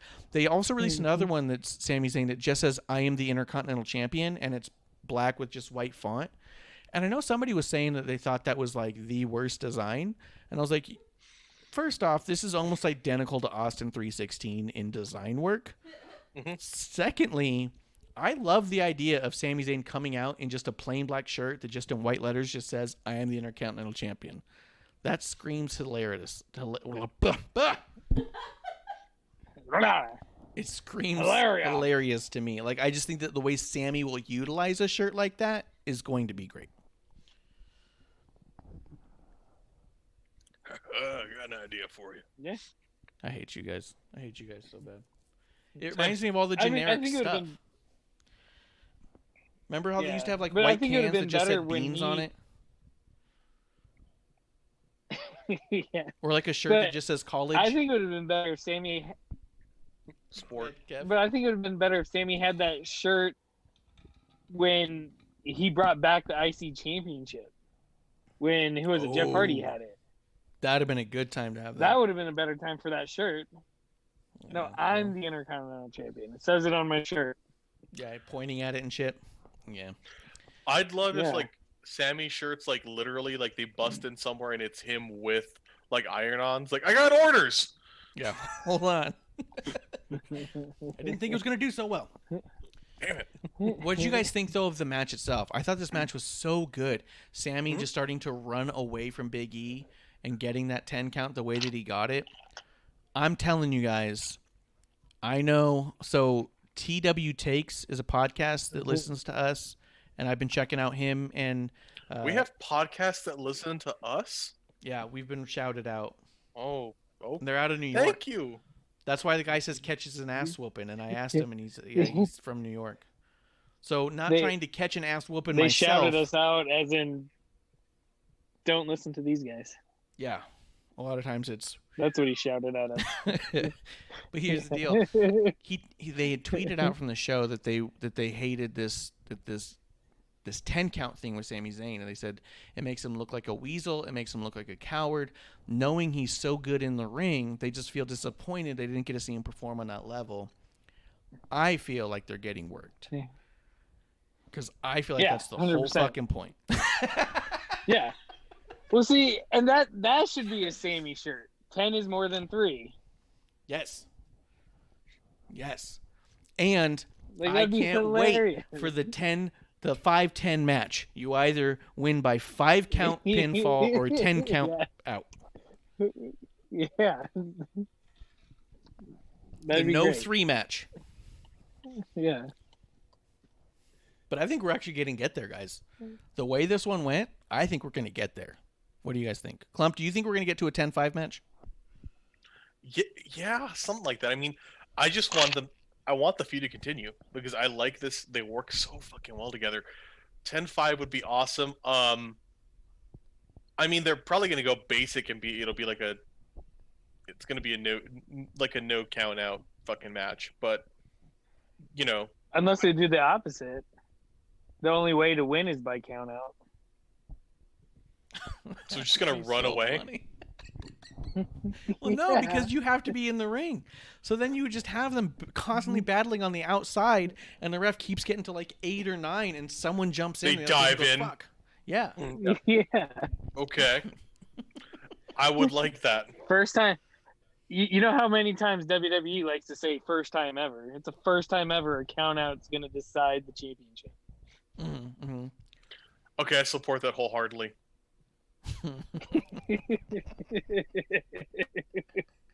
Or a cage match, but go Sammy on. Have a cage match and Sammy like somehow like he pins like his hand that like the cast under it. It's like, oh my god! So they lift it up, like, but he somehow is able to do it right before, like right when they ding the bell. So then he crawls out and he's like, I escaped the cage. Yeah. And it would be funny for Big E to actually win a count-out only match and be the first ever champion crowned by count-out. Yeah. So funny. You heard it here Justin first, does say, ladies huh? and gentlemen. What? Yeah, you heard it here. You heard it here first, ladies. 10-5 or 10 count only match. Justin does say in the chat, Big E solo run, and this is something people have been talking about, so I like this. Let's talk about it some. Big E solo run seems like it just comes off as a joke to him. He has a chance to be a breakout star, and he just won't drop the New Day antics. And Sami Zayn needs to start getting wins outside of always winning by countout. It's not making him look strong as a champion. I think that Sami Zayn isn't trying to look strong as a champion. He's trying to look smart as a champion. And I think the whole point of Sami is not that I am a stronger, better competitor. It is I am a smarter individual. He's very Andy Kaufman here. He's very I'm from Hollywood and you're from Memphis, Tennessee. Memphis. He's going to start coming out with toilet paper at some point, saying this is toilet paper. Here's how you use it. He's going to start trying to explain how to say soap and spelling it out. Like, I feel like that's the level of cowardice we're getting from Sami Zayn, but that level of arrogance as well.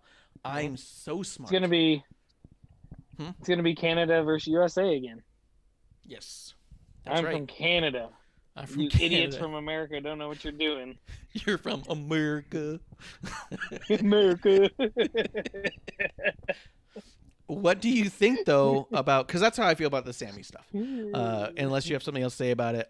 Let's talk about the Big E solo run. Do you think he's taking it as a joke? Do you think he needs to drop the New Day gimmick?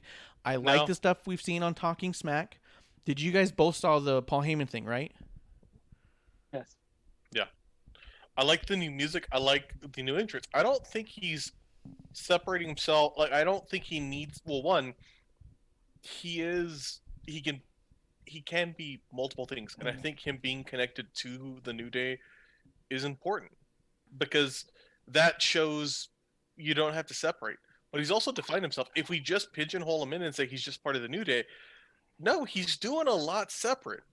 And if being silly, being multidimensional means that you're still part of this team, aren't we just kind of narrowing what they are to one thing? Because it's still unique. It's still different. It's still Big E. I mean, even within the New Day, Big E is different than Xavier Woods and Kofi Kingston, in the podcast. He's still different. So this is him being him. I'd rather him be this than be something like a just basic, quiet, silent, I'm going to dominate you babyface. And I get cautious. I get worried when he says things like, get in here like a man. Like at the end of the match, Sammy, I was like, man, I wish he didn't say that shit. But if he said it giggling, I might be okay with it, Well, but I think that it's also, like, I like what Paul Heyman was saying in that Talking Smack, where he said, in the career of Big E, the New Day is going to be a footnote in what people talk about because you can go to heights so grand. He goes, when was the last time Roman Reigns got in the ring? And I said, that's the guy from The Shield, I do appreciate and I like the idea of that, but I also think there's a reality to just switching it off. And I think that if he just showed up and he had new music, he had a new entrance, his gear was 100% different than New Day, and he didn't do anything like the New Day at all, it would be a little weird to what just happened? You know what I mean? It'd be like, this isn't Big E, but I think these little changes as he goes, I think eventually he will break away, but I think it has to take time. Otherwise, it's going to feel like your friend showing up one week in a varsity jacket and then the next week in completely goth gear and a top hat with eye makeup. And you go, whoa, whoa, whoa. This isn't at all. You know what I mean? What just happened? You know what I mean? But see, I don't think it has to be that drastic because now they're coming out to the same exact color scheme, aren't they? Mm-hmm. Like what is it, blue and yellow, I think it is right now? Yeah. Like Biggie just changed the colors. And I said this on our last episode one, that I think it'd be cool if they did like a new or an NWO, like when Shawn and Diesel would talk to the camera to the other one. Yeah. Yes, they're in the same company, but they're on different shows. I would love, like I said, Kofi to look at the camera and said, hey, E, I see you on Friday nights or, whatever, tell, AE, tell Sammy, what's up, something like that, or and vice versa. But I do think he needs to change. They change his music, but they need to change at least the color of his gear. Keep the gear the same, keep it New Day-esque, but at least change it so they're not identical to Kofi and Xavier's. Sam Roberts wants him in trunks, just straight up like trunks. I like or that tie for dye, him. and he wants him in tie dye. No, I don't Because know then about it's that. just close enough But to then New how- Day, but just far enough from New Day as well. But- I don't know how I feel about it. But then how can he hide stuff in his singlet? I like how he hides things in there. He doesn't do that anymore. He can. It's a decision. Like, What were you gonna say? like that ridiculous tire iron. I was gonna say, like, I think so. Part of it, I like the idea of him in trunks because he's a tank. So yeah, hell yeah, he'd look awesome. I don't know. I think another maybe, and this might be just me overthinking things. I think in a good way, is because they keep pushing the idea of you need to get past things, and he's kind of pushing back. Maybe that is part of the story. They're already telling it in a good way. I think it's meant to be a bigger meta, why can't you, do I have to try, am I part of a team, and connected to my friends, but does that not allow me to be myself, Yes. And I think that good. Go ahead, finish it. I was saying, I think that might be a more interesting thing because we maybe don't necessarily need him to separate.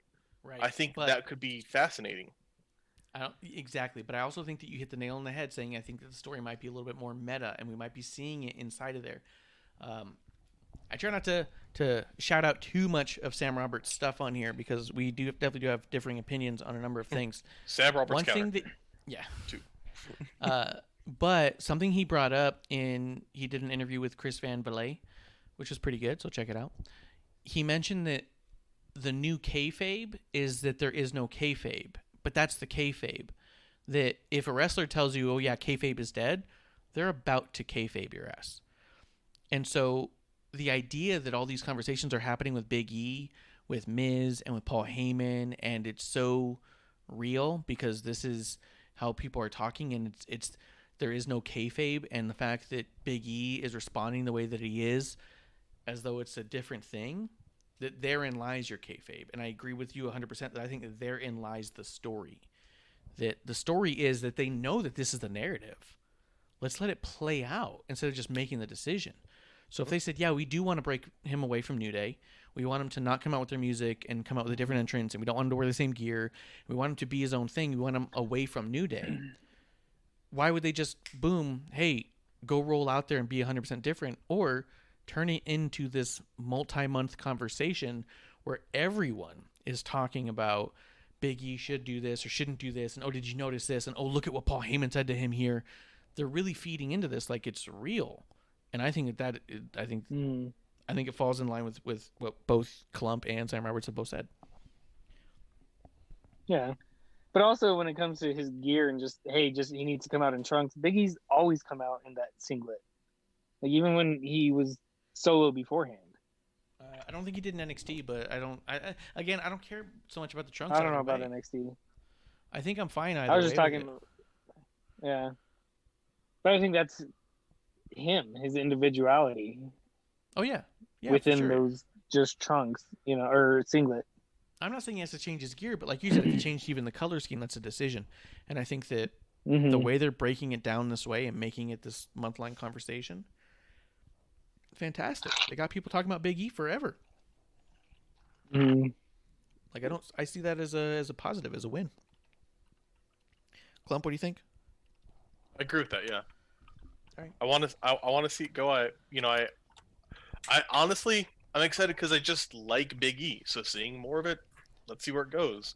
Let's keep doing this. 100%. And I think my investment lies in something similar here to what Justin said, that he wants Big E to look like he's taking it more serious and to not think it's a joke. And I think that there's a reality to that mentality, but there's also reality to the fact that that was his original mentality that got him nowhere. So he's going to have a little bit of both at least, because you've got to do what got you to the dance. And him being a stoic, serious character who was just an ass kicker got him to the IC title one time and then into obscurity until he met up with Kofi and Woods and they said, hey, let's try something crazy and off to the races. So I agree with the idea that you got to do what got you to the dance, but also we're clamoring to see a mean fucking Big E again. So I think that this storyline, this mentality of is it a joke to him or not, is keeping me invested to watch each thing and love each little twist and each little thing. Like you said, where he seriously said, get back in here like a man, is showing a frustration with him, where it shows a level of I'm taking this serious and you're fucking with me. You're messing around with me, Sammy, and I'm trying to have a real fucking match in here and prove that I deserve that title, and you're goofing off. And Sammy's like, no, I'm not goofing off. I'm just smarter than you. You know what I mean? I get, yeah. That's how I'm seeing it. Go ahead. I mean, that's why I like having these conversations with you guys, because like we all kind of come in with these little frustrations of this story and that. It's like, but I think if we pull back a little big picture, we can kind of almost get into a real like, hey, like here's the nitty gritty of how I'm seeing seeing this match play out with. And I can understand where you're like, I wish he was jokier, and I'm like, well, I love that he was serious because it showed that he's frustrated. But I also love that Sammy's mocking him. No, I'm smarter than you. So funny. I want to, yeah, and I think also part of this, I'm not talking about Sammy enough. I truly love the feud here with Sammy. Yes. I don't know if I want. The only thing I don't like about this feud is I don't know who I want to come out ahead. Mm-hmm. Because I want. I want Big E to get a belt, but I don't know. But that's the beauty of it. Yeah. Yes. You know, there's not many times where you sit there and say, hey, I just want good matches, and, you know, whoever comes out, I'm happy with. You know, every match that Drew's in, we're like, hey, go Randy, go whoever. Not Drew. I mean, that's what made Hogan versus Warrior still so memorable to so many of the fans, even though it was touted as kind of a failure because the crowd was so split. But it was that split that the fans were going through that made them remember it so much, because here we're at the height of I don't know who I want to win, because I don't want either person to lose, like, in my gut. You know what I mean? Because it doesn't come down to sometimes you just want somebody to win to get a win. This is I really don't want either person to not come out ahead here. You know? So I agree. I don't want either of them to lose. Yeah. Yes. I don't want either to lose, because I want Sammy to be the Intercontinental Champion for the rest of time. But I also recognize that Big E could really utilize that moving forward. So it's like, I don't know, man. What were you going to say, Kev? I was just going to say that kind of reminds me of the, you know, John Cena and AJ Styles matches. Like, the crowd was split. You know, you had the chants going back and forth, and it was great. You know, I'm sure there's some people chanting both ways, you know, just nonstop talking or yelling, screaming. But, you know, I think that's what makes great matches is when you have, you know, a split. Yeah. You know, the constant good versus evil, I'm not behind all the time. You know, just as, you know, liking sports, like, hey, I like this team, you know, you like that team, cool, that's fine. You know, they're going head to head, but, you know, I'm going to cheer for my team, you cheer for your team. And it seems like a lot of times in wrestling as a whole, you really don't get that. Yeah. No, I agree. Klump, any final thoughts on Sammy versus Big E? I think I'm good for right now. Yeah. Let's see if we can't wrap up SmackDown here in a minute or so. Riot Squad defeating Natalya and Billie Kay. I actually really liked the match in general. I don't know what we're doing with Billie Kay and Natty as a tag team, and you got Peyton and Lacey as a tag team. I mean, I'm not a bullshitter, and it's not impossible to go back and listen to old episode 1s and find out that I've not been a fan of Ironics for a very long time. So them being split, I actually think is better for a lot of people here. To be honest, I really enjoyed the chemistry between Natty and Billy way more than I like Peyton and Billy. Is that like really weird? Well, to me, when I compare the two, it felt like Billy took a back seat and was watching the veteran, do her thing. Yeah. And kind of was like, cool, like you take the lead here. Whereas with Peyton and Lacey, it felt like one of those times where they just put two single competitors, guys and girls together and trying to make a tag team with them. And this one, it's not working. Yeah. No, that makes sense.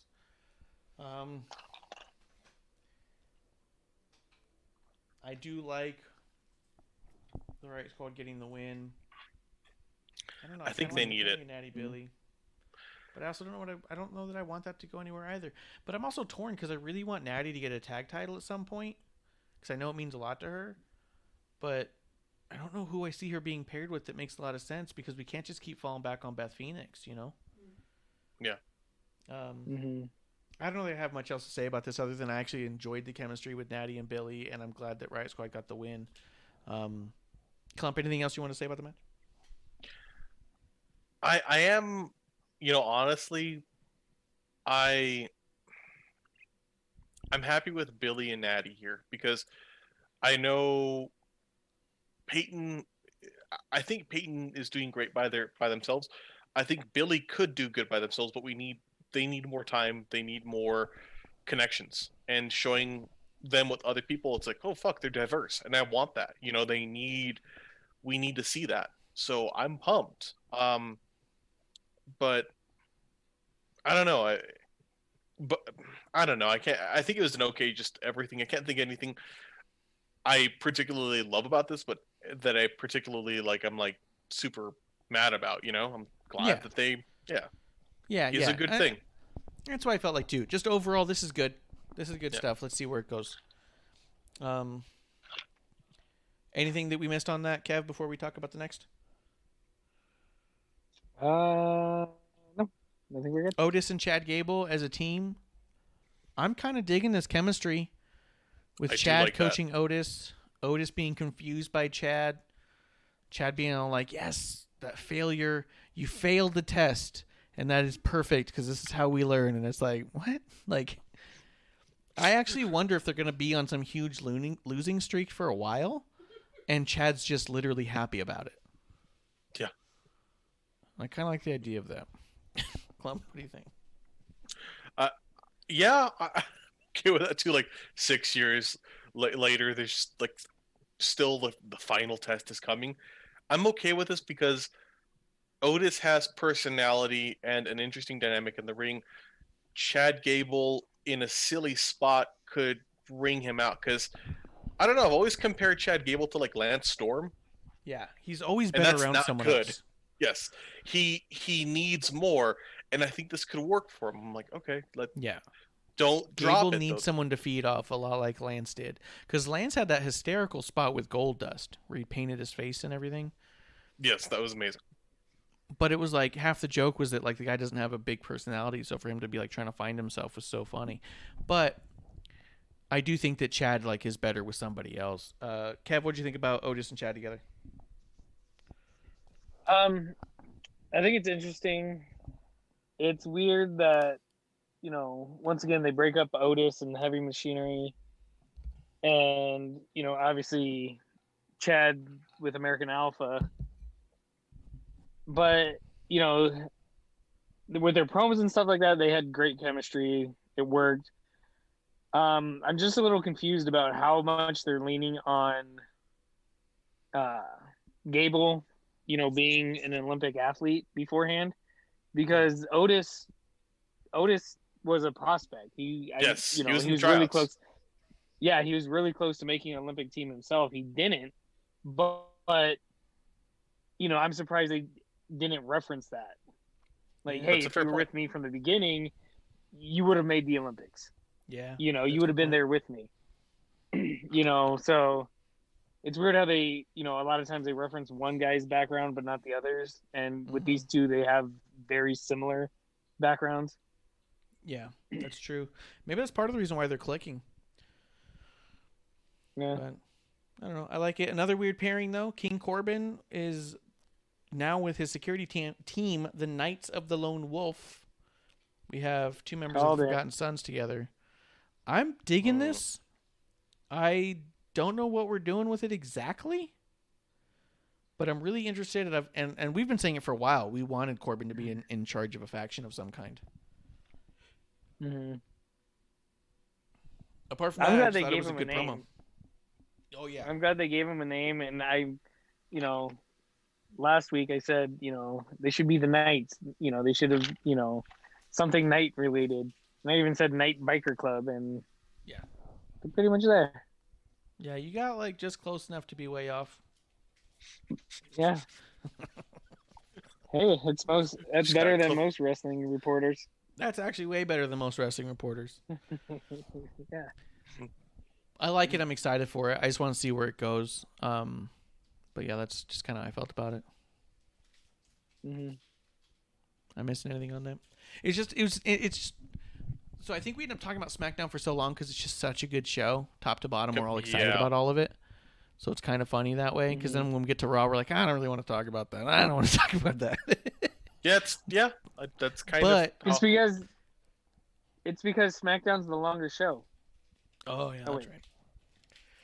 But I think it's kind of funny that SmackDown this week was just filled with a bunch of weird pairings. We had Natty and Billy. We had the Knights of the Lone Wolf. We had Otis and Chad. I just skipped my page. Elias. Oh wait, no, Elias on. Is Elias on Raw? Yeah, Elias was on Raw with Riker. Yeah. But let's see, we had Kevin, Sammy, Ziggler. Yeah, I mean, just a bunch of weird pairings kind of today. So, just kind of a fun show. Yep. I am ready to go on to Raw, though, if you guys Let's do it. Let's see. So, I think the overall thing with Raw for me, we had AJ Styles. I want to talk about Bray Wyatt and Randy, I thought was big. But as far as some of this other stuff, I mean, the Lana story is going an interesting way. Elias officially announced Jackson Riker as his bodyguard. That felt weird to me. Which one? Elias? Yeah. Well, Jackson Elias Riker. Announced Jackson Riker as his bodyguard. So, I don't know. I think part of it, like, I don't want to knock somebody back for dumb shit that they've said. Yeah. I don't knock somebody back for dumb shit that they've said at really poor times. And that's what he did. Is he said some dumb shit at an incredibly poor time. Like, and that's why it was dumb shit. Everyone has an ability to be active with their beliefs and views. I think there's a space and time when you're a public figure to be very cautious, and he wasn't. And that shouldn't demonize him forever, but personally, I kind of feel a bit weird with him being still put to the main roster. You know what I mean? And that's it. That's secondary though. He's someone's bodyguard.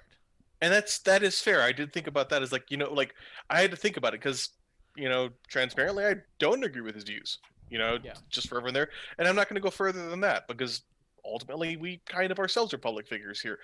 But I don't throw mine out. So him coming in, I think it's okay in the sense of, we're going to put you at a secondary role because of this.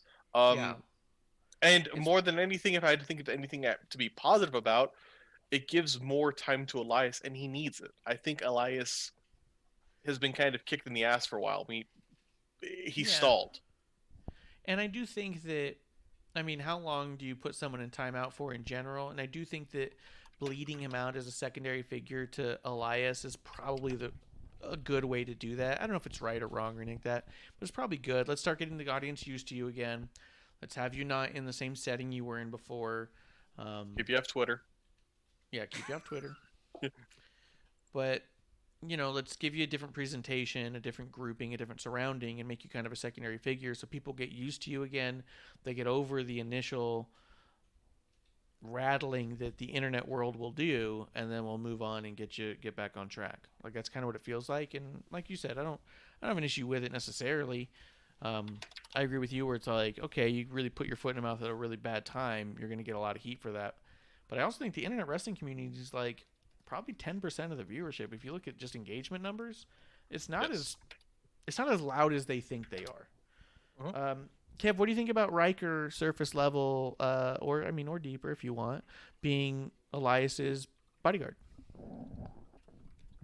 I have truthfully no problem with it. I think it's, an interesting role for him because Elias has always been the drifter, kind of loner kind of thing, and now he's embracing the rock star mentality. So yeah, give him a bodyguard who's a big guy that they have, Yeah. throw them together. Yeah. That's why I agree with you on that. It just feels all right. It feels all right, and it feels like a new way to get to know a new character in a different way. And yeah, I don't have any issues with it personally on that level at all. I mean, the other thing too that I think is a positive is I never got the Forgotten Sons. Like I'm not saying they were untalented. They're good in the ring. I just didn't get the gimmick. It fell really flat to me. That might just be I don't super align with that style of. To me, it comes off very pandery. Yeah. Hey, because nationalism. Like, okay, cool. Like, I get it. That's true. I do like they kept the other two together because the other two were the Marines, and I think that Jackson wasn't. So I do like that they kept the other two together because I do think that they performed in a way that made sense in that world as well. Kind of made sense to be like a couple of badass guys who trained together and been through whatever they've been through together, deciding they're going to go just be fighters now and being a tag team. Like I felt like their style actually worked really well in that. So I was glad that they actually stayed together in that regard. Yeah, I mean, I got the Forgotten Sons gimmick, and I never had a problem with them. I liked them. Yeah, I thought it was a cool thing. It wasn't bad. It's just, like whatever. Yeah. Like it felt flat to me. Yeah, it just didn't. You didn't see him come out and go, "Oh shit, here we go." It's just like, "Oh, okay, here's this team." Mm-hmm. Let's see. What do you guys think about Miz and Morrison getting the win over Keith Lee? They needed to do that because I am absolutely tired of these 2-on-1s, and one of the guys on the tag team is our Money in the Bank champion or winner. Mm-hmm. If he cashes in, he's gonna, it just seems like, they're making him weak is basically what I'm trying to get at. They're making Miz look extremely weak, that he needs 2-on-1s, and if I remember correctly, they lost the first one, right? Yeah. So it's like, dude, you're gonna be several the champion to Drew. Yeah, you're gonna be the champion, but yet you can't beat the champion right now on a 2-on-1. Yeah. Yeah, but they're trying to superpower Drew up. That's my problem with Drew. Well, yeah, but they were doing that with Keith Lee, and then they kind of stopped. So, did you guys hear about it? Let's hit some of these rumors real quick too. There was a ton of internet rumors going around saying that Keith Lee, Otis, Dabukato, and AJ's bodyguard, Umo? How do you say his name? Almost. They were all sent back to the PC. This was the rumors, to train with Adam Pearce and Drew Gulak because, quote, Vince McMahon doesn't think they can wrestle. Get the fuck out of here. So first off, we have a bunch of fucking jack-off internet writers who want to sensationalize and villainize Vince in every aspect of all things. But they say that Vince has lost all faith in them, and that's why he's moving them to the Performance Center, putting them back down to NXT so they can learn all over. Fuck that. Oh, and Mace from Retribution was also in that group as well. He's a big dude too, so there's a lot of big dudes. And Mace, by the way, got a win over Ricochet. I thought that was a really good thing. Yeah. But we'll mention one thing about that in a minute. So that was the rumors going around about Keith Lee. And just the day before, the rumor was that Keith Lee was going to be in the world title match in WrestleMania this year. So I think people don't even listen to themselves half the time. Right. Yeah, somebody's gonna be right eventually. I don't. And to me, like when I hear that, I'm like, I heard the rumors and then I saw the performances, and I was like, I don't see anything anyone's done here that's drastically different off. I think Keith Lee's getting more mic time because they're really trying to invest in him, and he's refining his character. And I like his character. I like what he's doing. I'm like, yeah, this kind of works out. Like he's, a big tough smartass. I'm cool with that. Yeah. But it's not like he suddenly can't move, because if we're gonna have that conversation and we're getting into fucking Raw, I'm sorry, there was a match with a talent who's been on the main roster and has held multiple world titles that I watched and thought, why the fuck are you here? And we'll get to that in a second. But Damn it, Miz. fucking Nia, 100% Nia. But like, I don't know. I don't see anything here that any of these performers has done that points to that. So I don't see a reason that they would get knocked down. And if that's what they're going off of, exactly. That's what I mean. Is like I don't know where this is coming from. And if we're gonna throw anything to the idea that they're going to the performance center to do work, that just sounds like on the job training. I'm sure it's a good ass idea, and I'm sure everyone does that. If that's happening, I'm sure some Johnny Jackoff saw them walking into the performance center and was like, "Oh, they got sent down to NXT. Make it internet news." They're all in fucking Florida. I'm sure there's offices there. It's stupid as hell. Yeah. But yeah, even then, I mean, I think it's like you said. Well, for one, they used to just put them on a bunch of live shows when they wanted people to get a little bit better at stuff or wanted to keep them sharp. They just can't do that nowadays. So yeah, why wouldn't they all go to some training together, and why wouldn't they all work on something? And to be honest, I've never had a job ever where my boss asked me to learn something better and then not utilized me more for that thing. I think the problem is if they don't get sent down to there and we stop seeing them on TV. Having Keith Lee on TV every week, and let's break it down real quick too. If you didn't think Keith Lee was any good, he showed up from NXT into the main event picture. He's immediately had matches with Drew McIntyre, Randy Orton, AJ Styles, Matt Riddle, Seth Rollins, Miz and Morrison. Like, what the fuck are you talking about? You know what I mean? He's not had bad matches. He's held his own. These haven't been. He's not had a match where I'm like, oh no. He's not had a moment on this roster or a segment where I question what the fuck he's doing out here. I see the argument like Otis is in a unique spot. Yeah. This really got kicked down card a lot, but the thing is, there's long been like Otis in his role when he was toward the upper mid card where you thought, okay, yeah, there's not a lot here. And I'm not saying it to knock Otis. He could use some more polish. He could use some more, some more moves. Yeah. But that's why he's being trained by Gable. Yeah. Yes. Cool with it. But giving people more time on TV isn't a sign that they're getting kicked down. Yeah. Or taking time away from them. Yeah. Isn't a sign of them getting kicked down. The only thing that Keith Lee needs to do back in NXT is, learn to be better on the mic. Because when he pulled out his Harvey Dent, impersonation, if you will, this week, I was like, ugh, that's got to go. Yeah. Yeah, but I mean, even then, I think it goes even more to that. I don't think that they're taking him down there so he can learn moves. I don't think this is a moves thing. I think this is a psychology thing. You're big guys. Let's teach you how to work with big guys. Because here's the other thing, is none of these big guys in NXT had a chance to work with any other big guys. Yeah. Keith Lee was in NXT the whole time in a feud with Gargano. And Dijakovic, who's now also on the main roster.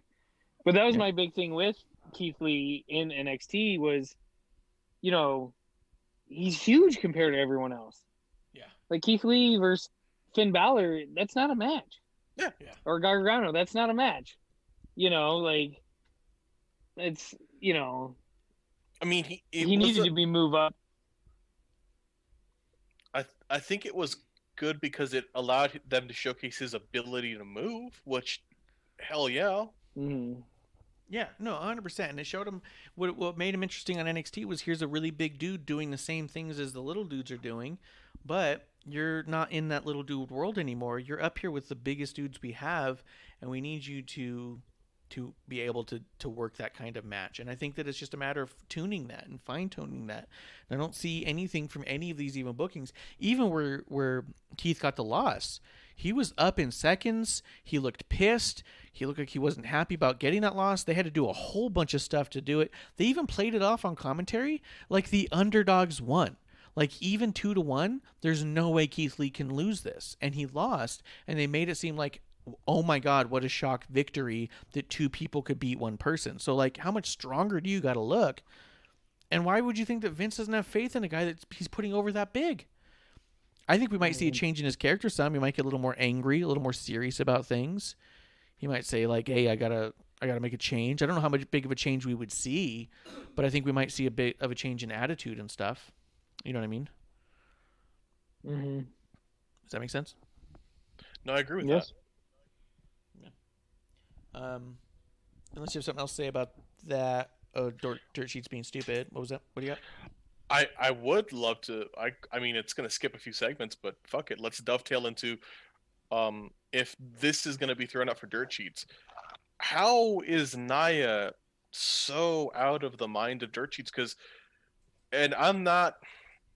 I know we knock Naya a lot for their performance, and I try to hit the middle here, but I can't. Her performance in the ring, her movements, what she did, every part of that beatdown, it looked sad. She looked immobile.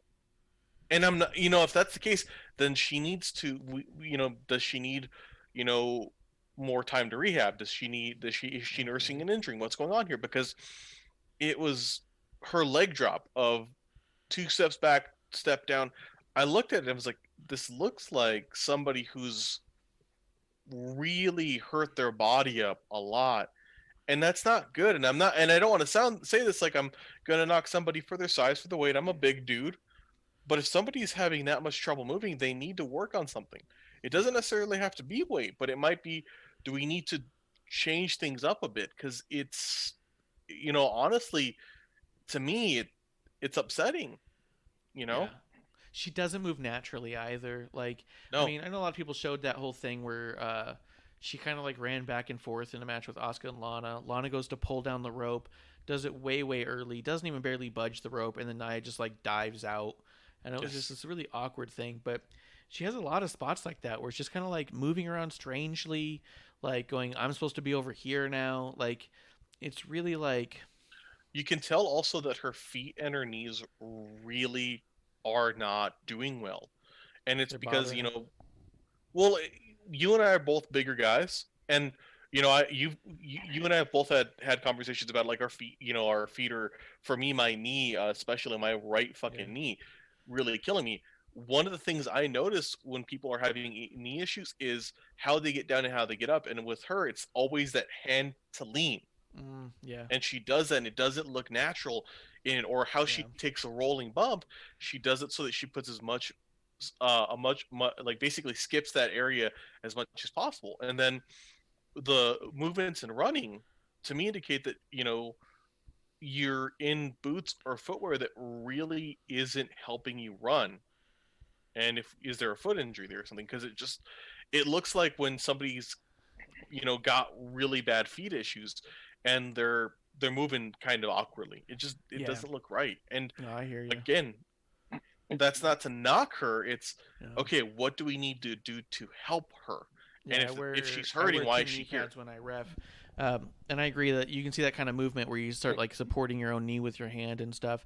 I am getting a little concerned that she might be getting that same kind of like, I don't want to call it like big man's syndrome type deal, but like the same kind of thing that like Mark Henry went through and Big Show went through, even Yoko went through, where it's like, well, I'm a big guy, I'm supposed to be big, and it was all about growing and being bigger, and that was part of it. But it ultimately would break down their bodies, and they wouldn't be able to move right, and they had to do something about it and had to address it. Because I mean, I was watching something. I don't remember what it was. I was going through old matches and stuff, and I saw Nia from a few years back, and I realized she was always big. We always thought she was a big person, but she was a lot smaller then, and still was much larger than the entire roster. Yes. And now she's like almost twice the size she was when she was in NXT, and you just get worried about that kind of thing. That's the kind of thing that like really tears up your body and your ability to perform.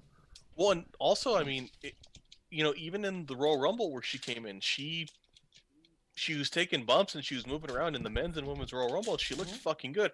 I don't think she would last in a Royal Rumble this time. I think she would be in the big, we'll say big athletes position now, where we're gonna get you out of the ring and you're gonna look intimidating, but it's gonna be like a Great Khali bump or a Big Show before he took, before he had a lot of surgeries bump, or it's just gonna kind of like gingerly get your ass the fuck out of the ring. And that's unfortunate because they're, supposed to be the prime of their game. Yeah. And if they're not, and I align with what their message has been, the idea of they're not like most performers. I don't like the song, but there should be a space for performers of all sizes who are healthy and able. Piper Niven looks fantastic. Yeah. And works a hell of a match. It shouldn't be this way, and they're not helping themselves. Yeah. It's not helping much. I do like what they're doing, or I do think that I like the way that they presented Lana in the sense that they're really gathering a lot of empathy for Lana right now. Yeah. Although with this injury angle, they did say by the end of the show that she was not going to be in TLC and Asuka was going to need to find a partner. Do either of you have an idea of who that could possibly be? Charlotte. I don't know. Oh, please, God, no, dude, don't do that. Jesus. You say that, and damn well that is a strong possibility, and I can't think of anyone else now. Yeah. Why? Why do I get bullied when you say bullshit like that? He says that shit, right? And you treat him like his shit don't stink, but me, I do clear a room out, but yeah, no, it's bullshit. Yeah. It has to be a return, though. It has to be a return. I mean, I would think. Kyrie? It's gotta be somebody who has a pop, yeah. If it was Kyrie, that would be huge. Because supposedly when she left, the contract wasn't like expired. She just was leaving indefinitely to be with her family.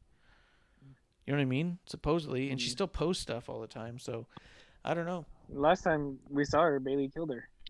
She was murdered. Kayfabe murdered for sure. Yeah. Ooh, she comes back, but she's like Undertaker, Corey Sane. Yeah. That'd be funny. Yeah.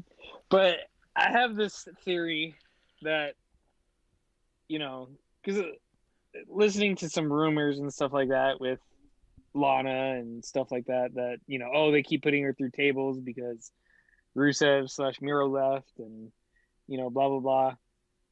I'm just wondering if, they were hoping they would pair her with Nia and hoping that Nia would accidentally hurt her. Dick, dude. That is a dick theory. So since it didn't happen before TLC, so now we have to kayfabe an injury. Kayfabe it. Yeah. She keeps getting up. Right there. What the hell? Yeah. Come on, Nia. Do what you do best. Yeah. The ref goes over and checks on her and just like looks into the back and just kind of like upset, just like, no, she's fine. No X here. Yeah. In my heart of hearts, I think that's probably not accurate. It might have been 90% joke, but anyway. So who do you guys think Asuka's partner is going to be? Natty? Fucking no one now. Forget it. You want to come in here with that Charlotte bullshit? It's gonna be Charlotte, you bastard. I can't. Yeah. And I'm gonna text you pissed off. Yeah, like fuck this guy.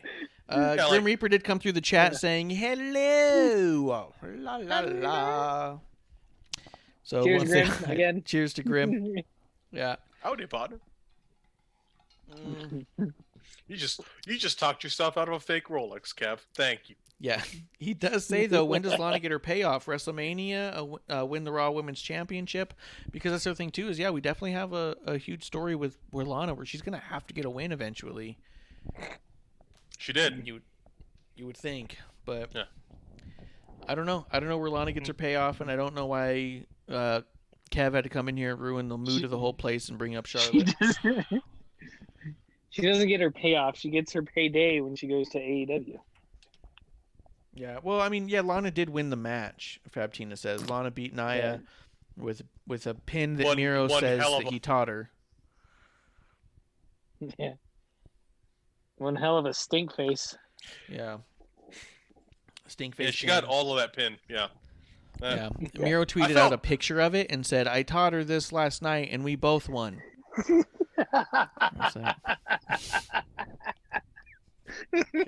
We practiced this one. I hate Kev so much. She's the worst tonight. Oh my god. It's called the money shot.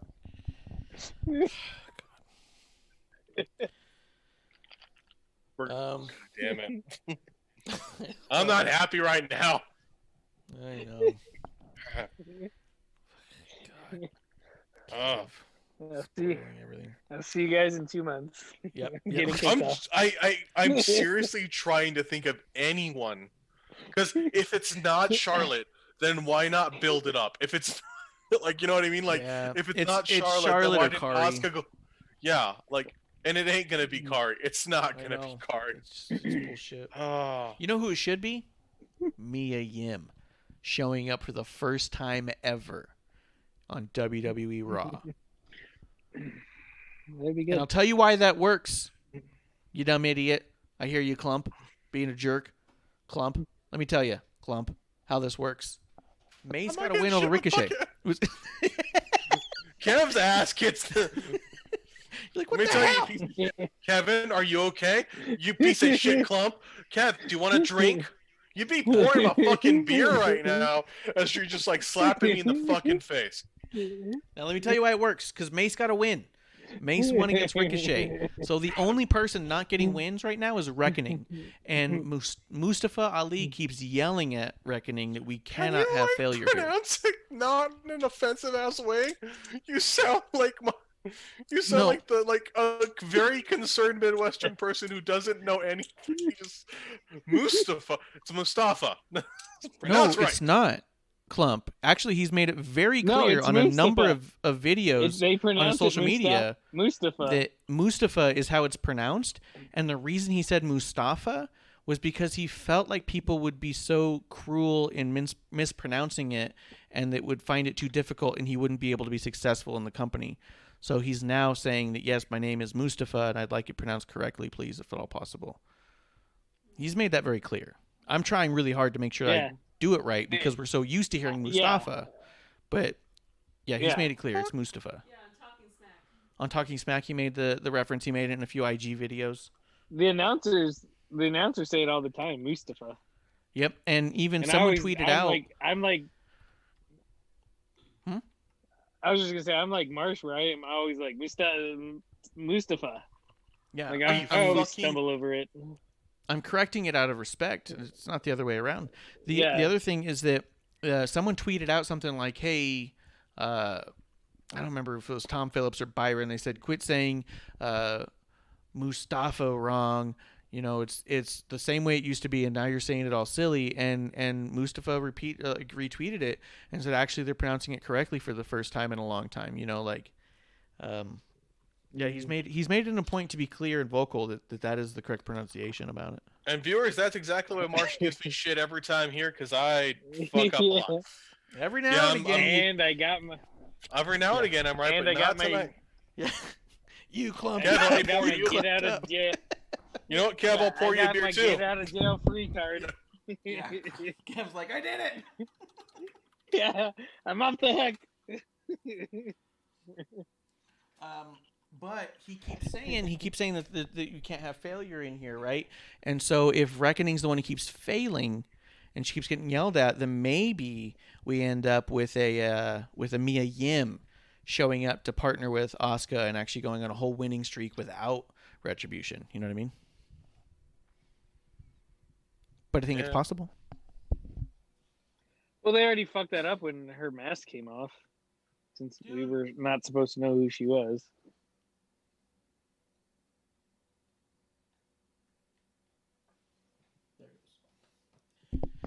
It wasn't. Yes, I mean, no. it's just her name's Reckoning. What do you want to do about it? That's what I mean. For the first time ever, we could get Mia Yim. But you can't have Mia Yim because now we see her face. Allegedly. No. There's a separation in presentation. It's not that you don't know that it's not the same person.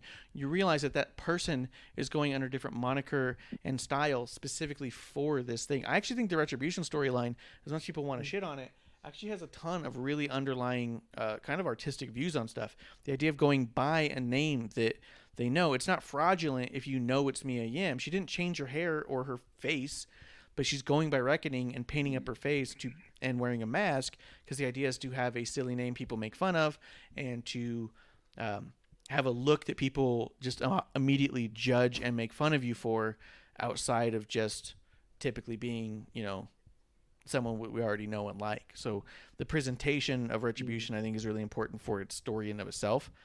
I don't think they're honestly at any point, I don't get the feeling for 1 second that they think we don't know who they are.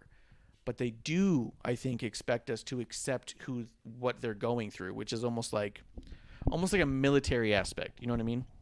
Yep. That's all. That's why I think that Mia could work, but it's still gonna be fucking Charlotte, and Kev's gonna ruin the whole goddamn thing. This is like when somebody This is like when that one Royal Rumble where fucking Roman came in 30th, and somebody tweeted that their friend just said, "Oh, it could be." They haven't announced it could be Roman, and then it was Roman. Oh, yeah, dude. Yeah. Let's see. Oh, I wanted to say real quick. Is that Mandy... when they? Hmm? No.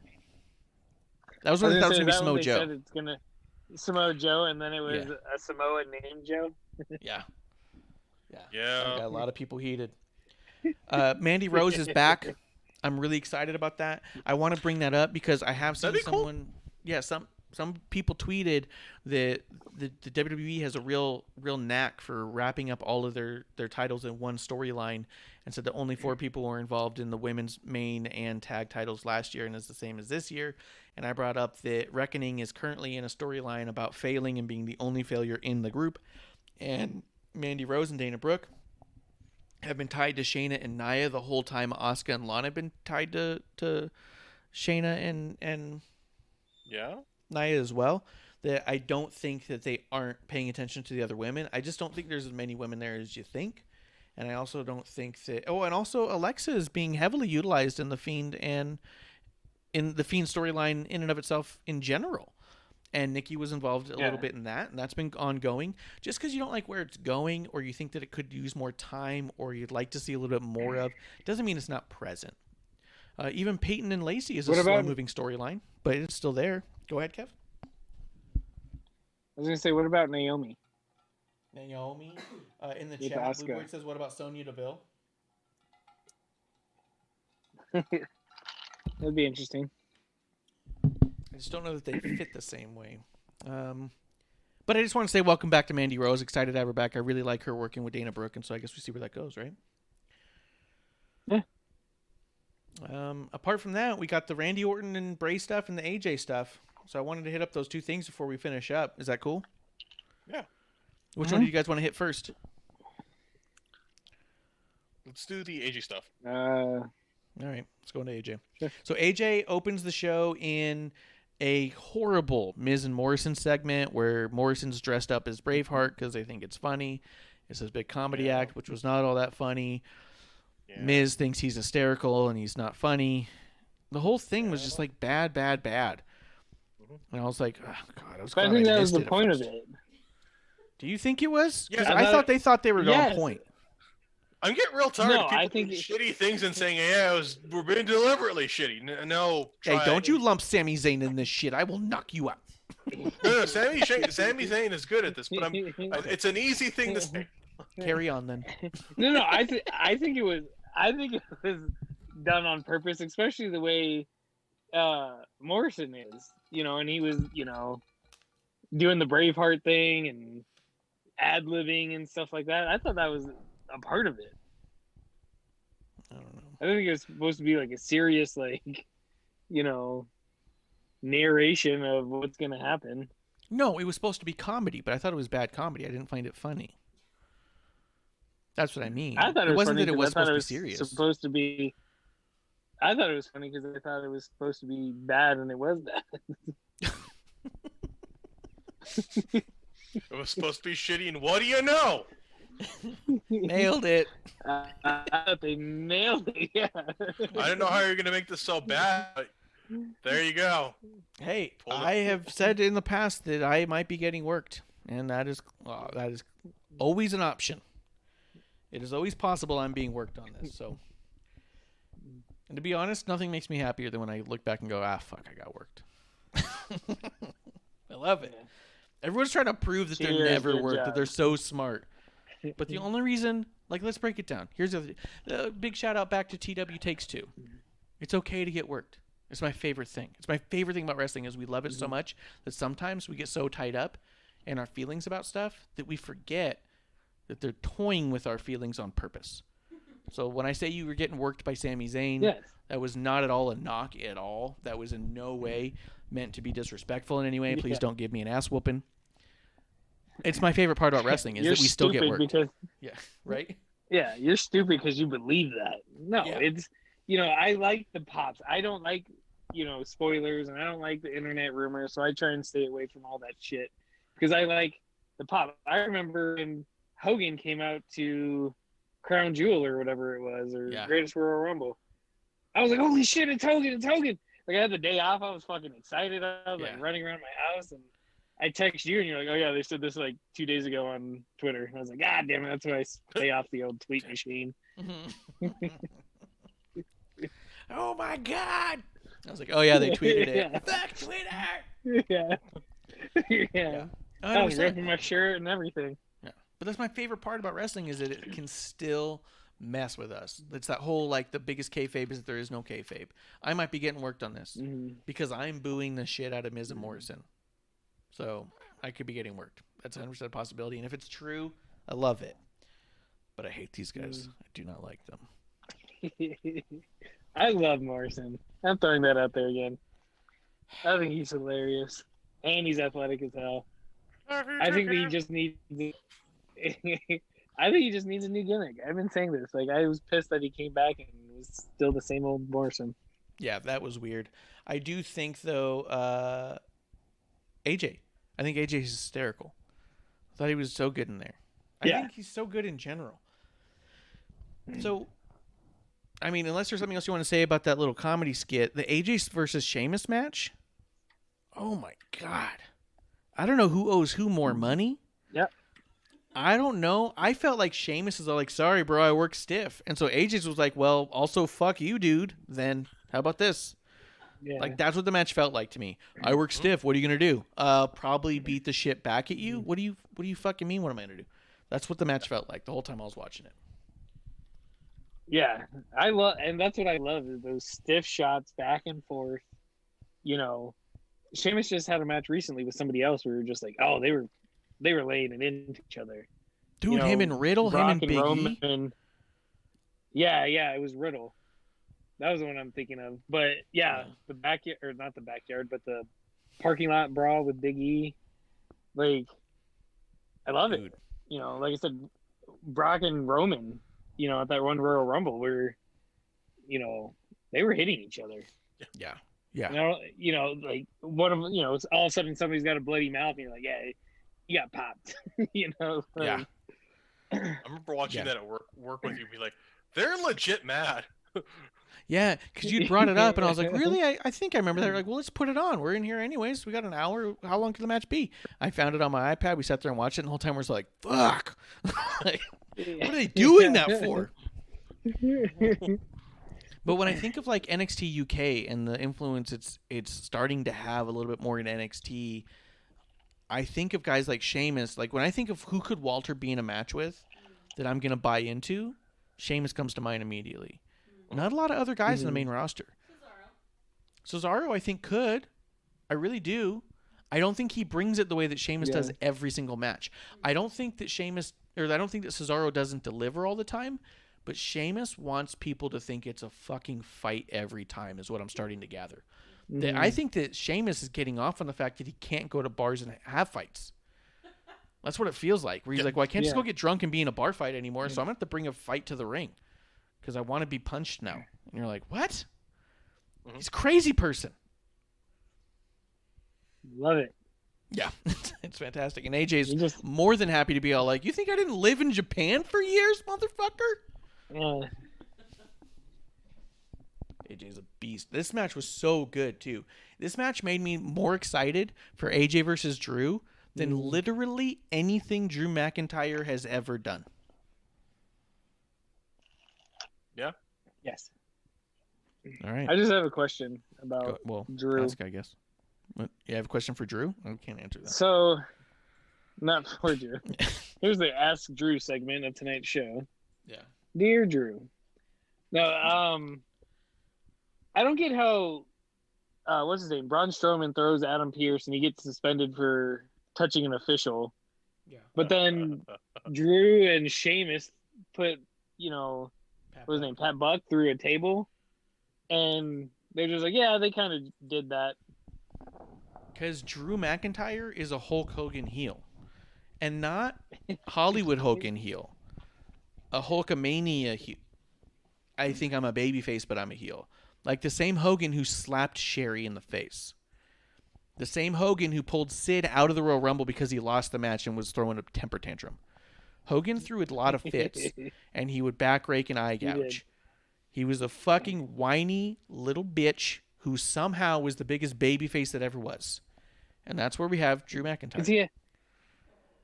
He had vitamins. I don't see Drew McIntyre vitamins. That's a really good point. Drew McIntyre has no vitamins, but he does have a sword.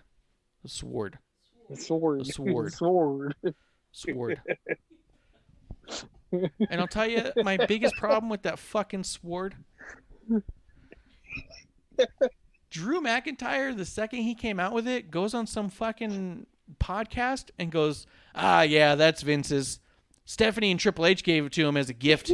And he was like, wouldn't it be cool if he came out with a sword? I was like, what? And now every time he comes out, they're like, there he is, brandishing the sword of his grandfather. The lineage and heritage of that sword. It's fucking infuriating. Do you think Drew's Vince's illegitimate son? Ooh. Drew could be his kid. I mean, Kennedy was, and so was Hornswoggle, right? Yeah. So it's Vincent J. McMahon's sword. Is it McMahonentire? Yeah. McMahonentire. McMahonentire. Yeah. Also, I don't know. Fucking, of course, like Hunter or Trips and Stephanie got Vince a goddamn sword. I'm sorry, Trips makes me happy. First off, yes, but Trips, come on. We're not that level douchey, dude. We've stayed so far. I mean, we've towed the line. We have towed the line. And Stephanie got him a fucking sword for like some holiday. Goddamn course they did. I'm sure it has Iron Cross on fucking... I'm not saying we don't toe the line every week, but saying Trips is going to put us right over that line, dude. I'll call him his proper name. Wait. Yeah. Paul. Triple No, it's just a bunch of H's. Triple It's like a Prius going down the road. Triple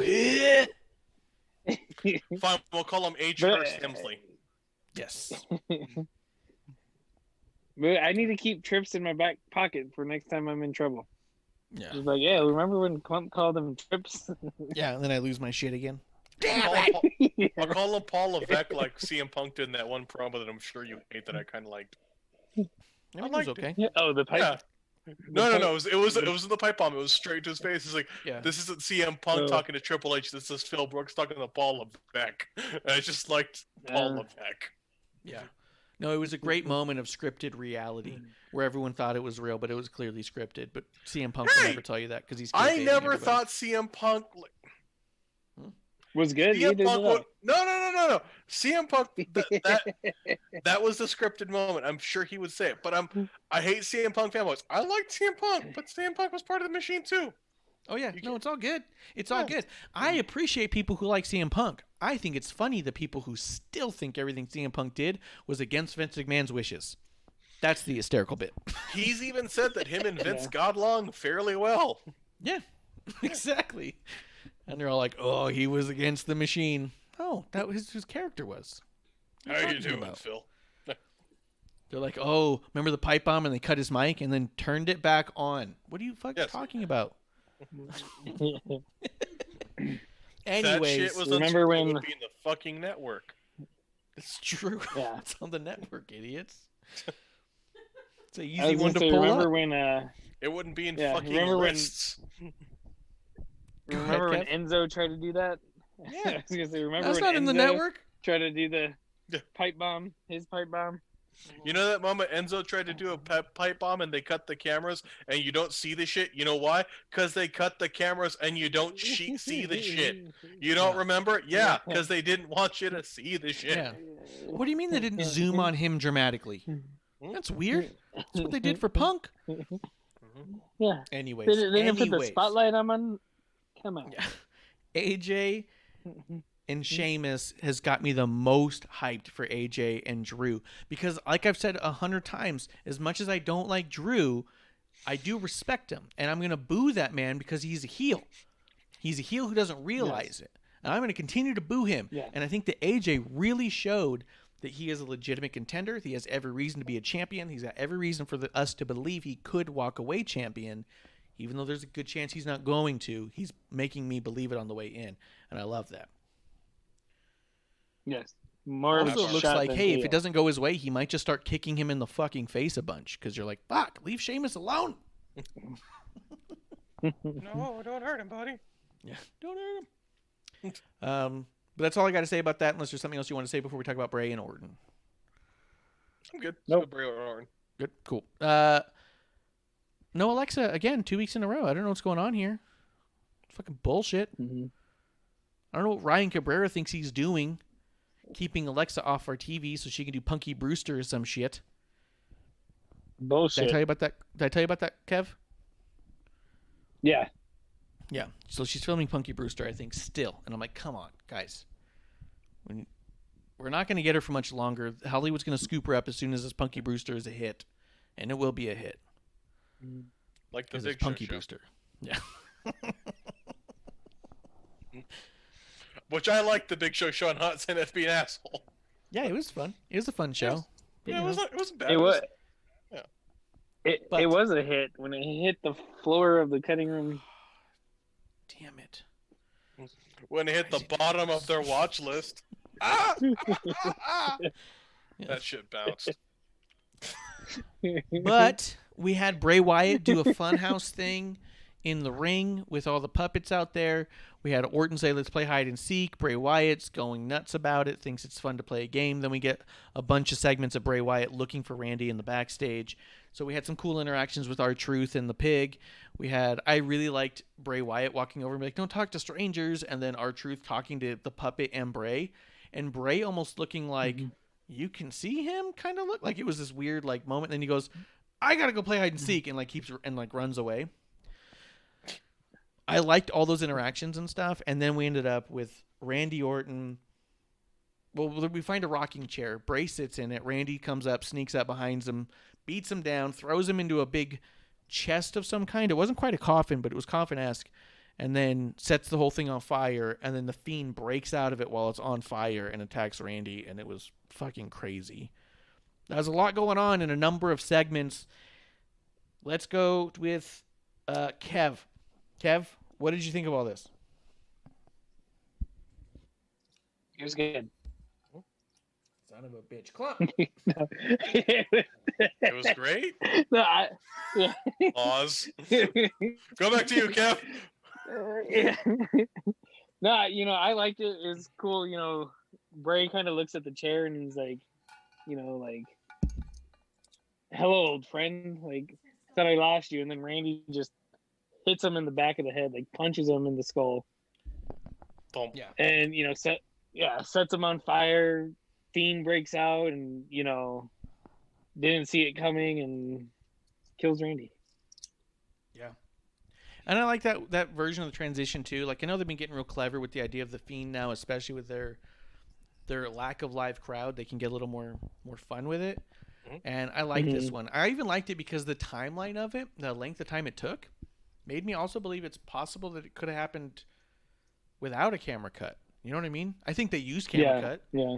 but I don't think they had to, which Yeah. is kind of neat too. They did it smart. Klump, did you not see much of this? This one I didn't see, but I can kind of have my views of it. I saw just when it started out, and then I had to bail. So did you see the promo that Bray was doing? Yes, I like that. I saw Randy come out and say, "I want challenge Bray, not the Fiend," and I like that a lot. I think I saw R-Truth, and I wish that we finally would get a visual of Little Jimmy, just so we could bury Little Jimmy. Just like, cool. This never has to happen again, does it? This is what Little Jimmy looks like. It's Nick Dinsmore. Do that, but no, I like this. I'm excited for Randy Fiend. This is the best thing going on Raw by a mile. And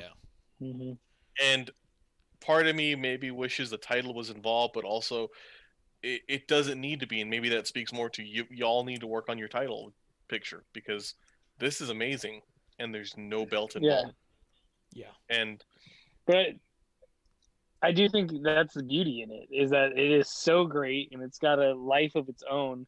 And it, like you said, it's without the title. And I think that shows how great that, Randy and Bray are. I think so too. I think what one remarkable aspect is just how next level Randy is right now in his career. That's like most people would consider would be the years that should be winding down. You know what I mean? And he's tremendous right here. And then Fiend obviously is doing stuff that is the most talked about and best stuff that they got on TV. But it does in a sense, I do agree, it does in a sense sort of undermine the title to a degree. I don't think it undermines it. I just think it shows how great these two guys are, and they don't need the backing of the title to prove it. I don't mean that in a bad way. I'm saying that the title picture needs to step up if they're being overshadowed by something this. This is just a feud. I mean, it's a tremendous feud, but you have two people involved in this feud, and it is literally the best thing to have on TV all week. So much so that they have like 4 segments, and I can't wait for more. And then you have a title feud that's happening, and you go, "Oh, the challenger is really making this story something." To me, I think that's it's not an ideal situation. I don't feel. Yeah. You know what I mean? No, that's what I mean. I didn't mean it in a different way. Yeah. I agree with that. I think, it speaks to how great AJ is, but it doesn't speak to the fuck Drew is. Yeah. Klump, I sent you a couple little videos of the visual of Fiend coming out and beating up Randy, and right now I just sent you the one of Randy setting the thing on fire with the Bray inside of it, just so you can get a visual of that moment, because I thought it was really fucking dope. I don't know what to say about this feud other than it's like been a long time coming, and I couldn't be more excited for it. And I remember so me and Kev were at Elimination Chamber when Bray left as the champion, and then right before, was that before or after Randy won the Rumble before Randy that? won it later. Yeah. He won it before because that Randy was in February. Yeah, and everyone was saying that, Bray couldn't win it. So when Bray won it, they said, "Oh, Randy's going to go after, the Universal, right?" Yeah. Because they were part of the same clique, and everyone, it was one of those where it was, so obvious in hindsight, but everyone was just like, no, they were part of the same faction. Yeah, of course they can't do this. Of course they can't. They weren't really laying the seeds for, the split yet. They were still, all in together, Yeah. Yeah. I still use, by the way, that picture of Randy Orton in front of the big fire, the Abigail firehouse, where he's just posing. I use that for so much stuff still. It's like still my favorite joke. At work, we were doing a big conversion thing, and they're like, hey, what happened to all the equipment we were supposed to get back? And I just sent them that picture. Randy Orton in front of a fire posing. So good. Such a good utility. But I'm super excited with where we're at with it. I think this is awesome. And I feel like that for whatever reason, the WrestleMania match, because they were using all those weird projections, it almost didn't quite live up to what we thought it could be. And I would say already this has been more than that. This has been bigger than that. Yes. No, like, I feel like Bray Wyatt at that time was really like, this has him and Randy all over it. I feel like there wasn't the investment there, like, in them. I don't know what they did to get the investment there. Like, hey, let me really truly do this. But whatever is happening now, like, thank you for seeing it through. Thank you for letting this become what it could be. Yeah, absolutely. I'm super excited for TLC when it comes to the stuff that's going on Raw right now. And I think SmackDown too, but I guess we get a SmackDown before TLC, so we'll see how that plays out. Let's see, there's only like a couple things I want to say real quick. I just saw this came in 53 minutes ago on Impact Wrestling's Twitter. We're going to get Kenny Omega and the Good Brothers versus Rich Swann and the Motor City Machine Gun at Impact Wrestling Hard to Kill. Okay, so we January are 16th. just doing Bullet Club again. Cool. Yep, Bullet Club against Impact guys. That means that none of their titles are going to be in contention because they'll be wrapped up in this. Because Good Brothers are the tag title champions. Rich Swann is the world title champion. So we'll do a 3-on-3, and no title is up for grabs. So love it. Boy, this better be an amazing 3-on-3. It might be, and it might be. I mean, so I hope that it is. I get cautious with them doing this because in NJPW, you use tag matches as a way to build up single storylines, and that's where Bullet Club originated. So thinking of Bullet Club, which is what they're aiming for, I'm like, a tag match ain't going to be good. If you're doing this on pay-per-view, it needs to be something. I mean, you could have done this on TV, and that'd be fine. Yeah. Exactly. Yeah. That's exactly what I was going to say. This sounds like a main event on SmackDown. Yeah, it does. I'm interested in it, but yeah, I understand what you're saying. Let's see. The only other thing I was going to say. Let's see. We got the other thing. Kev, you know what we did last time because of all these rumors about Goldberg coming back and facing Roman and these other bullshit rumors about fake WrestleMania matches that were already on the books, so to speak, that we think are just bullshit. We were making up our own WrestleMania matches that were fake and we're going to say is an actual leak. What's your made-up WrestleMania match that's definitely happening? Well, one of the things I did see is, people have been talking about The Rock and Roman. Mm-hmm. And, we talked about it before. And it was weird because somebody asked Arn Anderson, I guess he's got a podcast or he was on some show or something like that about it. And I guess The Rock basically said the same thing where this is not a match that you book when there's no crowd. Yeah. Yeah. Yeah, that's why we're making up all ones. Kind of went, yeah. Well, I was just going to throw that out there because I know we talked about Rock and Roman before. Yeah. But making up one that might be factual and shooting in the dark like wrestling reporters or just... Doesn't have to be, no. Sting versus Undertaker type of thing. Oh, shit. I mean, AEW's got Sting on that massive contract now. I think mine was Drew Galloway wrestling with the point of his title run. Yeah, that might be part of it. I don't know. Just a WrestleMania match I'd like to see. Yeah, Sting and Undertaker. All right, obviously. Sting and Undertaker. It's happening. Undertaker. Leak, Stundertaker. Double. It's going to be the first time AEW works with WWE. It's going to be amazing. Guys, I think I'm ready for last call. Are you? Boom. Well, you didn't let me finish. It's going to be Scott Hall. Scott Hall as Sting. Painted up. Yeah. Guys, I love breaking down this stuff and getting through it and finding out that we're all getting worked, and that's the whole fucking point. I think I'm ready for last call. Are you guys? Yeah. Check us out, WrestlingOnTheRocks.com. Find us at WOTR The Show on Twitter. I am at Ref Marsh. That is Crybaby Klump and Kevlar on the Rocks. Crybaby Crump. Crybaby With Klump. an X. Guys, that's the last call. Cheers. Cheers. Y'all have a good night.